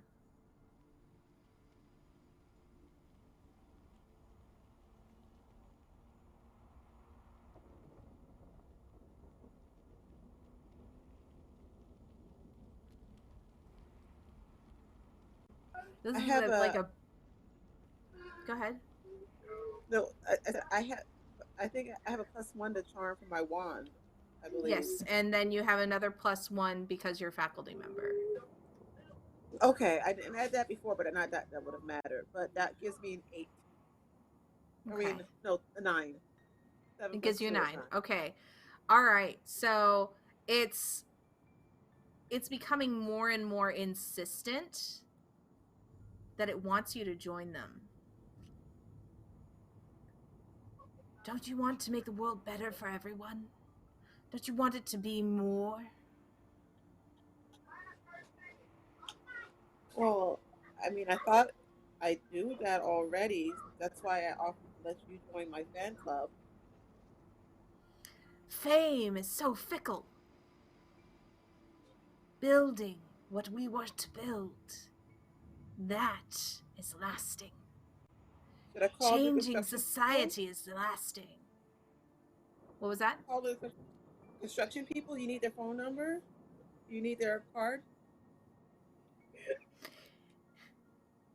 You cannot build these things with hands, but with minds. So you need the smart people. We need the My people friend who Rhodia is touch. really smart. So is Ursula. You're super smart. Way more smart than I am. And it considers what you say. And we will switch back to Rhodia. Rhodia, your new friend is very, like, interested in everything you're willing to tell it about, like, all the people that you've met and how to interact with the students, so that it can fit in better. All right. I think at some point I would want to just say, now, part of the reason that I came down here with my friends is we were trying to find out why some of the walls and tunnels had been destabilized. Is that something that you and your friends were? That was an accident. We needed. Oh. We didn't mean to do the damage, but I understand, but we need to just make sure that it's safe. So, if you could make sure that your friends are not making it any worse right now, I would be happy to bring one of you along to speak with the headmaster so that he'll know that you're actually just here to learn, and it won't be something that he has to worry about. We wouldn't want any of the other faculty to attack you because they don't understand. This would be appreciated. There are some that are talking to your friends now. We go, we find. We go, we find. Where are my friends? Because they were right here with me before. Oh, I show you. I show you. And it's gonna try to touch you. Okay. I think, although I'm certainly inclined to be friendly, I also do teach defense against malicious magic. So I think there. Are you going to be evading the touch? Well, I think that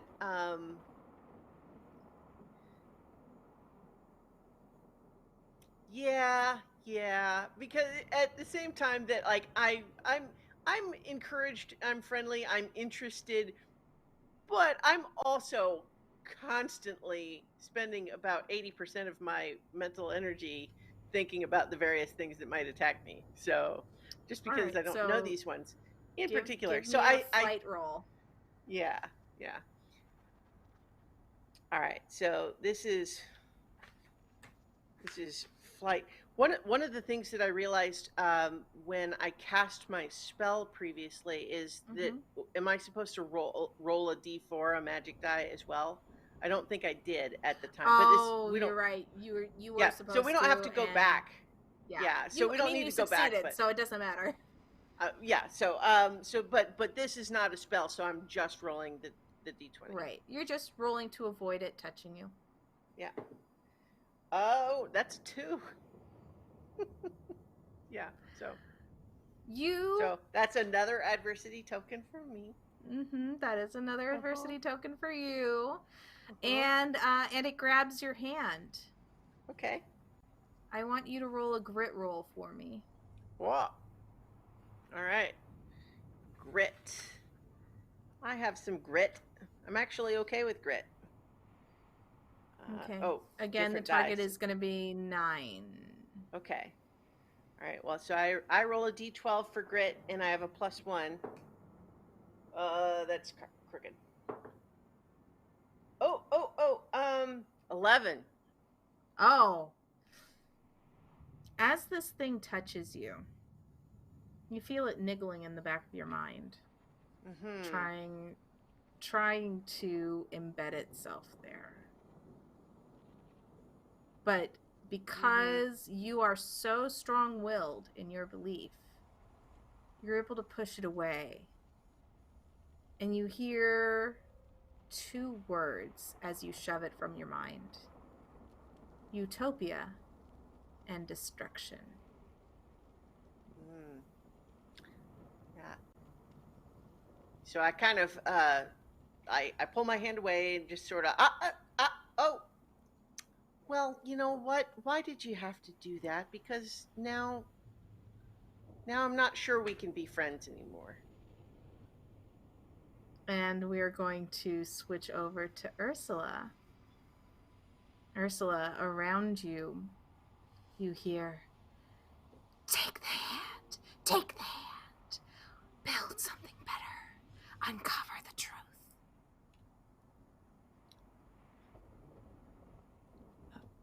No, I can't. It goes against every bit of training I've ever had.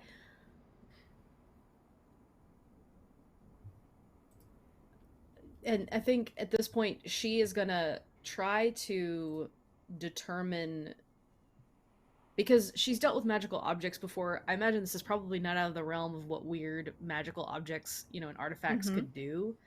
Sure. And so she's gonna try to pull out her wand and try to determine something about this, like its origin, who made it, what it is, anything she could determine about this item. That's her intent. So I don't know what kind of spell that might line up to, but I'm intending it to be some sort of like truth. That's going to be like an identify spell. Yeah. So that one I think would be brains, because you're both using you're using your intuitive knowledge from years of study, and also you're observing things. Okay. So just roll a d12.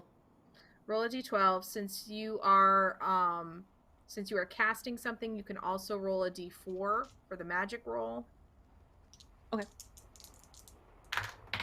Thank you for reminding me. Okay. 13 on the roll. Oh, so. Yeah. You notice that there is something a little off about what you're seeing. You see the statue, and the statue has its own protective runes on it, but it's like there's a veneer in front of it.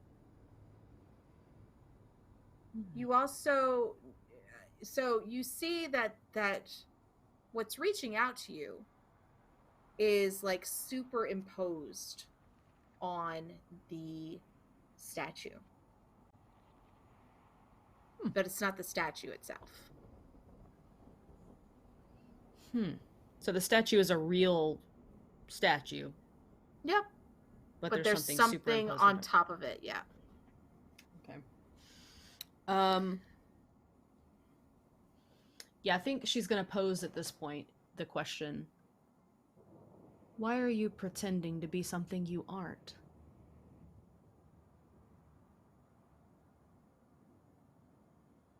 And everything goes dark for all of you.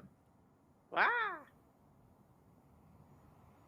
And in a flash of brilliance, a bright light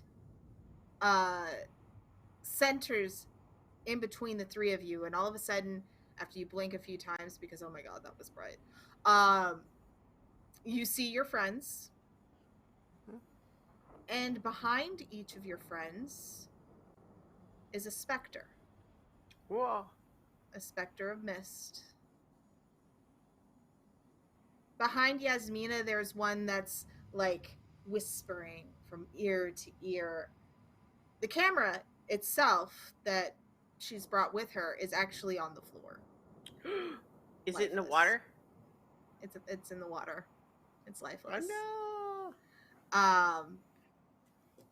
But there is that creature that's trying to whisper in her ears. Ursula is facing the statue of is half facing the statue of one of the school's founders, and there is a creature in front of it that's like reaching out to touch her shoulder, but just can't get there quite yet. And there is one smack dab in front of Rhodia that's floating there with tendrils of wisps reaching out, as though a child. But they're all mist. Everything that you had been seeing is a mist. It's vaguely humanoid. Join us. Let us help you. Let us build something together. my friends, I don't want to presume to tell you what to do with your lives, but my suggestion would be to not join with the specters. We are called the Vapors, thank you very much. The Vapors? Specters are shadow. Yes, we are the Vapors. Is it THEVAPORS? Yeah, THE space vapors, as in, oh my god, I got the vapors. You know, she's asking. Yeah. Oh yeah. Oh, I'm sorry, main character. Yeah, Yes. If you decide to write a song about us, that is what we are and how you would spell it. Yeah, I'm definitely Ursula- writing a song about this. Why don't you tell me a little bit more about yourself so that I can get everything in the song correctly? Does anyone want to help her with this charm check that I am going to have her do? Yeah, I will. I'll just say, oh, you definitely want her to write a song about you. She's so good. Okay. I'm spending an adversity token for that, right? Yes. Okay. Yes, you are. And I'm going to do this as costume for this so that you don't see my face. Whoa. The album cover is going to be just fire. Fire. Fire is decent. We can create fire, smoke, mist, many things. I want you to give me a charm roll with a difficulty of 13. You are trying to get these creatures to give you something extra. And oh my god, this smells really good. One dice. One dice, please be a good one. Oh no, it fell. I know. Oh, but that's good. 18. 18.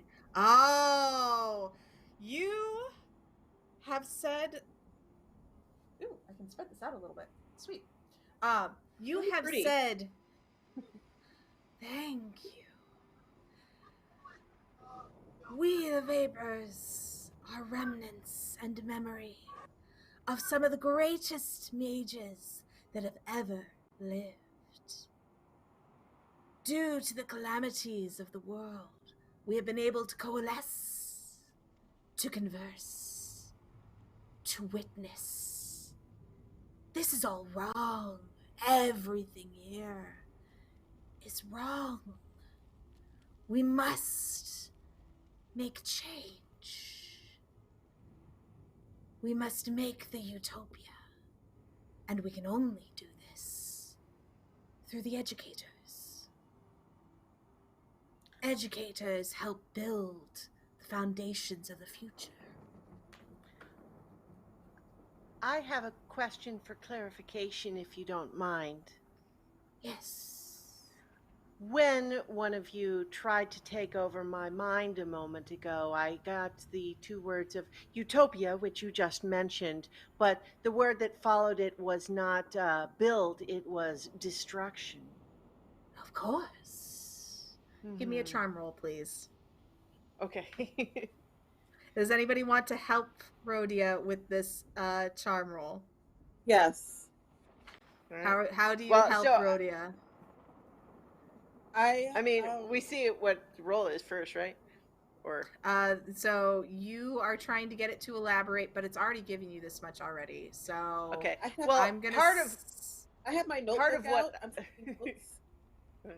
And like when part of what I was hoping. Oh, I'm sorry. We keep talking over each other. okay. All Part right. of what I was thinking with what I was saying was that I was kind of letting the other two know about that it had tried to take over my mind and this destruction part. So it was almost less for this vapors part and more for them. But I will still certainly roll. Okay, and Yasmina, how are you going to support?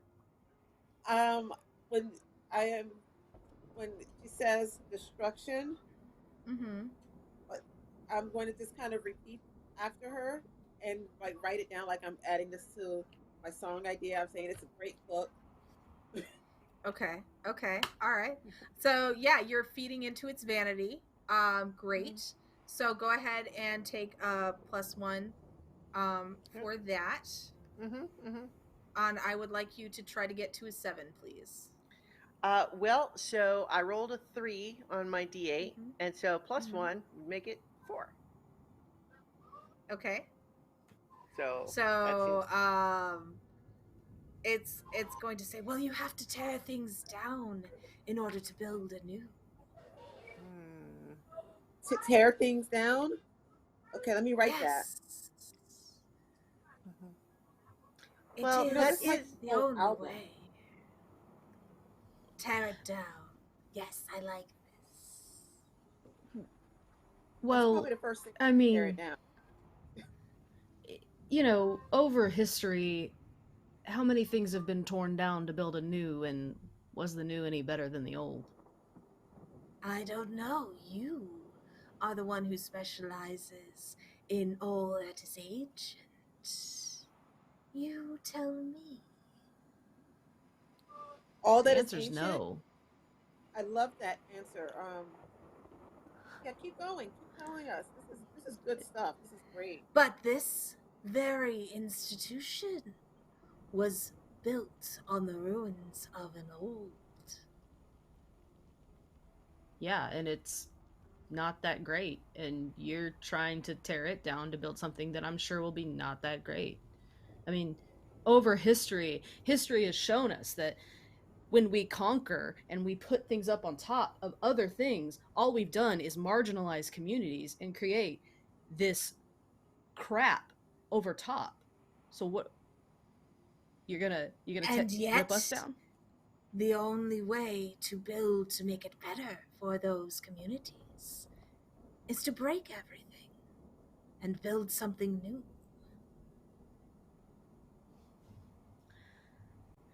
I'm not gonna lie, it's kind of punk rock of you. Not gonna lie. But this is a great genre. We have met some of the Ramones. They are quite fascinating. Yeah, under any other circumstance, I would love to hear that story, but you're about to tear down the school that employs me, and don't tell anybody, but I kind of care about the people in it. So that's not gonna fly. If you will not help us, then unfortunately we must let this song die. Excuse me, Miss Vapors. Excuse me, I have a question for you. What are you putting in place of the school? We are re-educating the new classes. Okay, but I mean, how are you going to do that? What's your plan? The plan will have to wait until you join us in the afterlife. No, you have to have a plan because this is my. Okay. At that point, all three of these ethereal entities, like a coming wave, retract and then each attack each of you. How do you defend yourselves? Rude. That's so rude of them. Very rude. I would like to. So, I would like it to be that one of the many charms on my person is designed to repel possession or whatever it is that they're trying to do. Obviously, we roll, but like that, if it's successful, that's what it was. Okay. I think that would be a grit roll. Okay. Just going back to the list of stats real quick. Like, I could see that one being a whole bunch of different things, but certainly grit is fine with me. It's my second highest. Yeah.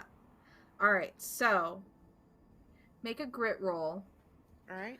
Did you enchant this amulet yourself?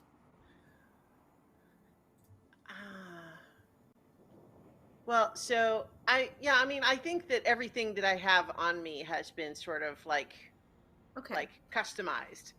So then you can add a spell die to it.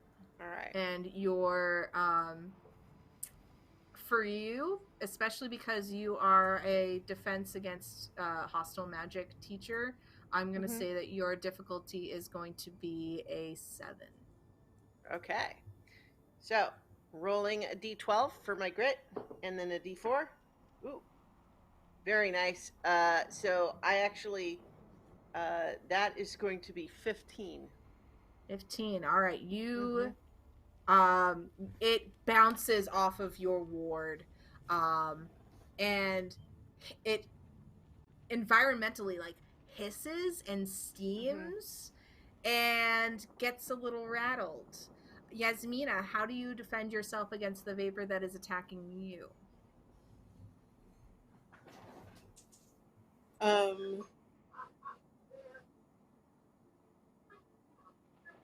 Could I transform?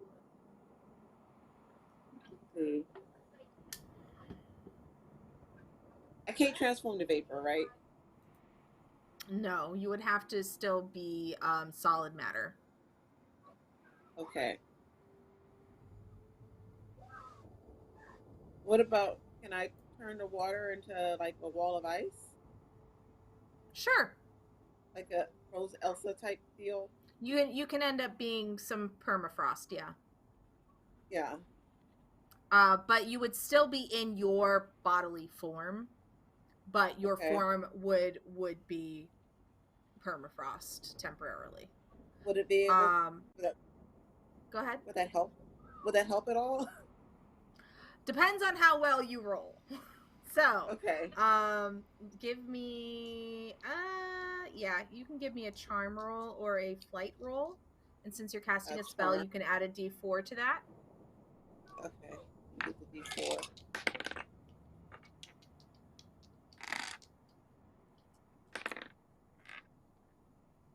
$13. Oh wait, do I get a plus as well? Yes, because you're wand. 14. So you're so it tries to get to you, but you put up your glamour of permafrost, and it's so complete that the entity like tries to permeate and can't, and at risk of becoming one with the permafrost, it backs off. Ursula, you've got Jasmina Frost. Yes, Jasmina Frost. Not permafrost, Jasmina Frost. Ursula, how are you defending yourself? I think basically I want to like, this is their vapor, right? Thinking along the lines of vapor being like a steam or something like that. Is where I'm kind of, my brain's kind of at with that. So I'm thinking a gust of wind. Some sort of gust spell. I have the spell slots for it. Oh, yeah. Okay, so you're summoning a gust of wind to defend you. So you can either use brains, charm, or grit, I think. Yes. Brains, charm, or grit. I I'm gonna go finally with have brains. the list in front of me. You're going with brains. Okay. Yeah. So roll your die for brains and then add a d4 because you are casting a spell. Okay. That is 9. Okay. Do I get a +1 for being a faculty member too as well? You get a +1 for being a faculty member. And did your wand have brains in it? Have a brains quality to it? No. Okay. So I forgot to say so Rhodia's was 7 because defense is Rhodia's specialty. Right. For Yasmina and for you, it was 11. So it knocks you down. Now, I will remind you that you have 4 adversity points. So if you want to use them to defend yourself, you can. Oh, yeah. Okay. I'm gonna use. So you got to a 9, so you only need to use 2. Yeah, I get to a 9 on a straight roll though, so I get a +1, so that's a 10.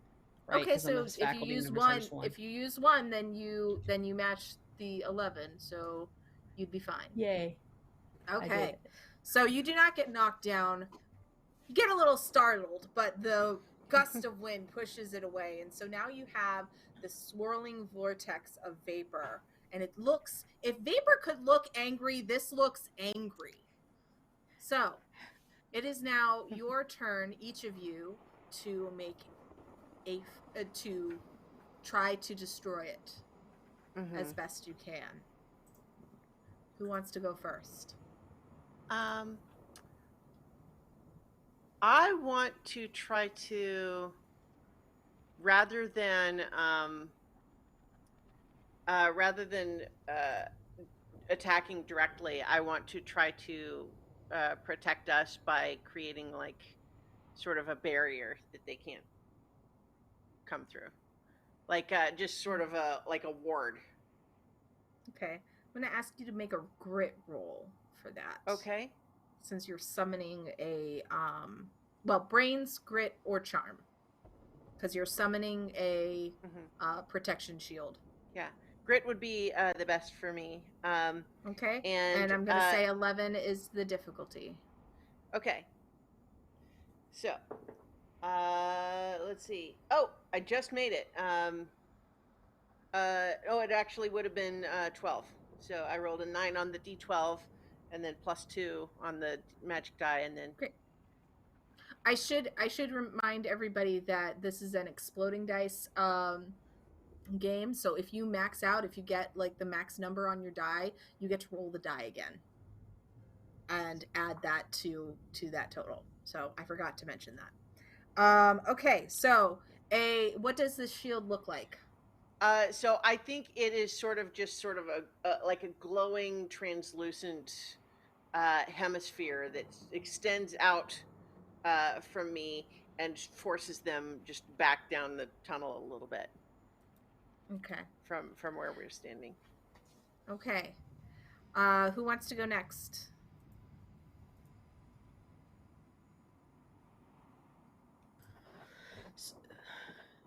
So they are now pushed down away from us a bit. And is the barrier still there, or does it disappear after it pushes them? The barrier is there to protect you. Okay. How long did you want that to last, Rhodia? I was thinking this is just for like a few minutes at most, like, because the idea here is I'm not trying to prevent my friends from doing their thing. It's mostly to just try to prevent them from, like, if whatever they do doesn't work, I want to make it more difficult for them to attack us again. Right. Okay. So the shield is still in place. Yeah, okay. But it's like it shouldn't interfere with what Ursula or Jasmina are doing. Okay. So I think at this point, Ursula is going to attempt to, let's see, I'm trying to think, since they're vapor. Um,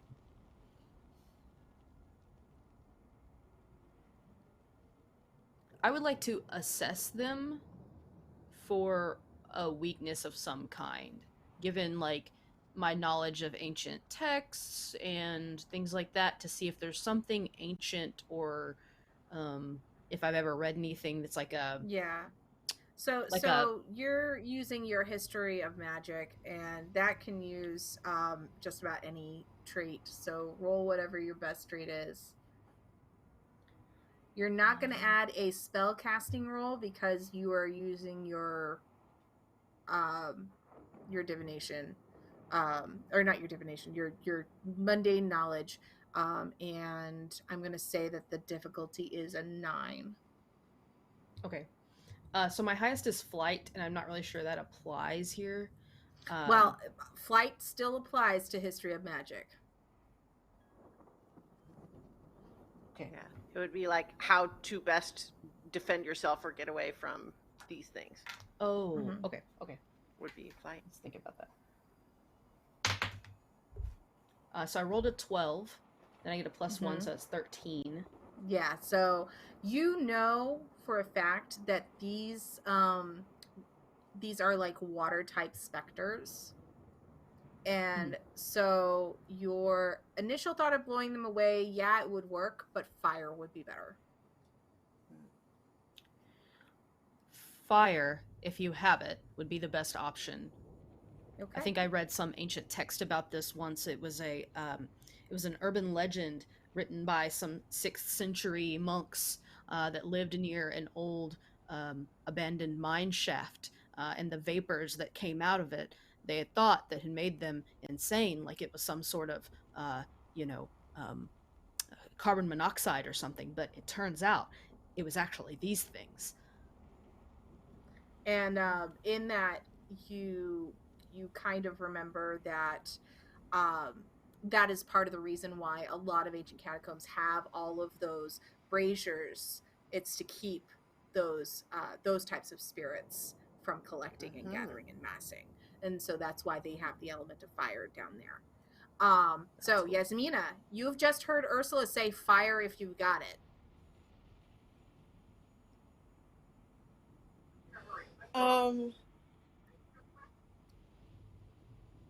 I think I would have something before fire. You probably have changed parts of yourself into fire at various points for various shows or festivals, particularly the fire festival that was supposed to happen. You made yourself a pillar of flame, and it took a lot out of you, but it was wildly successful. And Okay, that would be so a transfiguration, because you were transforming your hair into fire, and you can probably apply that to some other portion of yourself. so I'm going to change from ice to fire, Okay. and I want to make this look good because I'm Yasmina. I'm going to kind of twirl, and I'm going to make my arms fire and kind of try to throw the flames as I twirl. Okay. Give me either I'm a doing fire. charm or a give me either a charm or a flight roll for your transfiguration into this fire dance. You know how they have fire dancers with all those lovely fans that they can light on fire? Yasmina doesn't need that. Yasmina needs no props. Yasmina is fire. 15. What'd you roll? Oh! 15. Yes! Is that just the roll? Or did you add Yeah. your stuff to it? Roll a d4. Okay. Roll a d4. I want to see how well you succeed at this. 1. It's okay. That's okay. And then you have a +1 for being a teacher, and you have a +1 for your wand. Okay. Let me just review the fighting structure real quick and make sure I know what I'm doing.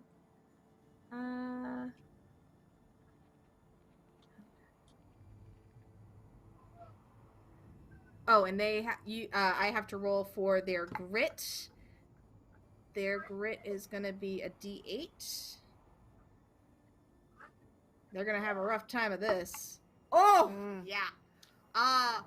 Yasmina, tell me how you disperse these coalesced vapors that are spinning around. Or do you want me to describe it? I can try to describe it. Do it. I spin around. The ice person I turn into spins around, and you slowly like see Yasmina come back, and Yasmina's arms like kind of stretch out, and just like she's dancing, and as she's dancing, the fires just kind of goes in the music to the music. It's like moving to the music. There's a light show, a whole light. This is what she was going to do at Fire Festival until it didn't happen. And you know, there's just lots of spinning and flames going around and shooting at the vapors. It looks really great. And it's just like, and I burn for you. And you know, it's your own original song. It was only half written, but you're making up the words now to go with this information that you've just gained. And you swipe through all this torrent, and it dissipates. And all you hear is the crashing waves, the occasional drip, drip, drip of the cavern. And can everybody just roll a d20 for me? Just roll a straight d20. 16. 15. 7. Rhodia, you realize that if you all were dealing with something like this, where these vapors were trying to possess you, the other faculty were probably going through the same.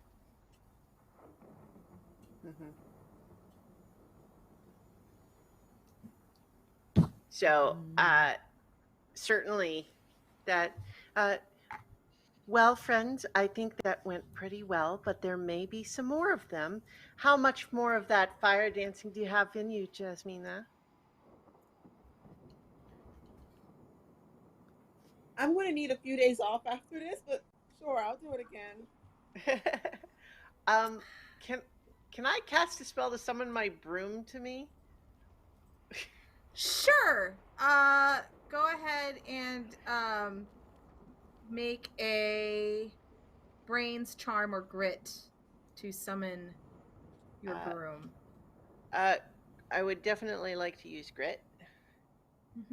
I'm going to ask you to make a 13. Well, so I rolled a 10 plus 1, which would be 11, and then I'm going to spend an adversity token. Okay. So, you hear whistling, that very particular whistle, but I can't whistle, so it's not going to be me.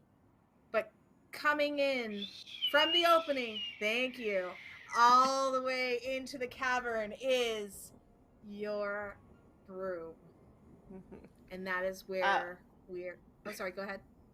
I was just going to say my thinking was that I would encourage Yasmina to like get on it behind me and like have her fire out while I zoom around on the broom. So you get in where we're killing ghosts. Yeah. So we're just like to kind of zip through all the different tunnels was what I was thinking, but yeah, Yasmina hops on gracefully. She hops on. It's like you can like see the rainbow in her dress. And Ursula, are you running to chase them? Do you have your own broom? Yeah, I do have a broom, but I think Ursula is just kind of following behind, going like, wait for me, wait, don't leave me down here by myself. Yeah. And yeah, I at that point, because we have gone on a lot longer than I usually run with the game, that is where the curtains are going to close, and you see "to be continued" on the screen. Ooh. Have all the vapors been extinguished by the other faculty members? Or have they invaded? And how would you be able to tell if somebody had been possessed? Oh. The world will never know. But you can always find out or make your own campaign with Kids on Brooms. And Yay! that's gonna do it for me. We're gonna have a round of outros. Tell us where we can find you online, if you've got any other projects going on, and what you liked about the game, if you have comments on it. Who wants to go first? I will. So I am Christiana Ellis, and my Twitter handle's there on the screen, but it's just my name. Same for my Twitch channel, which is twitch.tv/Christiana Ellis, and I run games there on Tuesday and Saturday evenings. On Tuesday we have a homebrew D&D campaign, and on Saturdays we've just started a campaign of Root, which is powered by the apocalypse with anthropomorphic animal people, and it's lots of fun. Yay! Yasmina. I am the worst at this part, so I'm just going to say I had a great time. You can follow me on Twitter at JPot7575 to see what I have coming up, if I remember to post it. Hopefully I do. And this was just the best time. I love this. A lot of fun. Yay! We would love to have you on more of our one-shots. So keep your eyes peeled for when we can bring you in. Marlo or Ursula. I am Marlo. You can find me on Twitter at Marlo Bogwitch. That's Bogwitch with 2 G's in it, as my good friend Samantha says, like Snoop Dogg. I don't claim to be as cool as Snoop Dogg, but that is what it is. I have a few things coming up. I know I'll be back here at some point, I think next month, playing a game. More details on that to come, I'm sure. I'm going to be on Other Doc's channel starting in the next couple of weeks. We're running a horror game called Don't Rest Your Head over there. Other than that, I am always doing podcast stuff. I am on Sins of the Father. It's a 5e actual play podcast. It's highly edited and it's very cinematic. If you can call a audio medium cinematic, I don't know. I edit it. I'm a player in it. I play a sweet bard girl named Yavalia. We're all preteens who are missing our fathers, and dads went away. Where did they go? We don't know. You'll have to listen to find out. We just finished the first season of that a few months ago, and season 2 will be starting up at the beginning of next year. Other than that, we have a Patreon. You can go there. I do some side stuff there. We'll be running a Halloween special. I just GM'd for. Very cool. We're playing. It's going to be Quietus, if you're not familiar with Sinister Beard and Ollie. I love Ollie very much, and I ran Quietus for our show. It's a $5 and up patrons, but we're going to be plugging the heck out of Sinister Beard. And other than that, my other show on my network just finished up its finale. It is the first ever City of Mist podcast, called Misconceptions. If you're not aware, it's really fun. A great show. I love the cast. They're really good friends of mine, and they just finished up their final episode, and it was a doozy. So yeah, other than that, that's all I got going on right now. I know that just, oh, that's it, huh? We're all multi-talented and very busy people. And I have been Spence or Resonant Moon on pretty much all the social medias. I have been your game master. You can catch me here on Thursdays for Weaver Circle live. We're doing Weaver Circle streamed live on Twitch for this season. We are starting tomorrow with our interview with the Mutants and Masterminds GM Pope. And let's see here. You can also catch me next week on Penny for a Tale doing their Pathfinder one-shot, which I'm very excited about, but I haven't started making my character, so I should probably get on that. I really enjoy these kinds of games where everybody is participating in the world building. So thank you so much to Hunters Entertainment for creating this great game, Kids on Brooms, which is a variation, or not a variation, but an expansion on Kids on Bikes. And it was so fun that all of you were like, I want to play a teacher. And I'm like, sweet! Because, you know, at all of these other stories about magical academies and things, my first thought is, well, what are the teachers doing? Mm-hmm. You know, I find the teachers fascinating. So this was great. This was so much fun.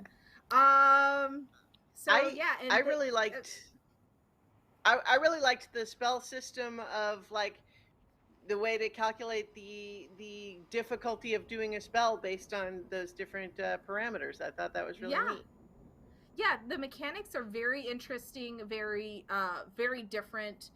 There is a little more math involved, but there are so many more opportunities to add flavor to it, to customize the way you build up yourself.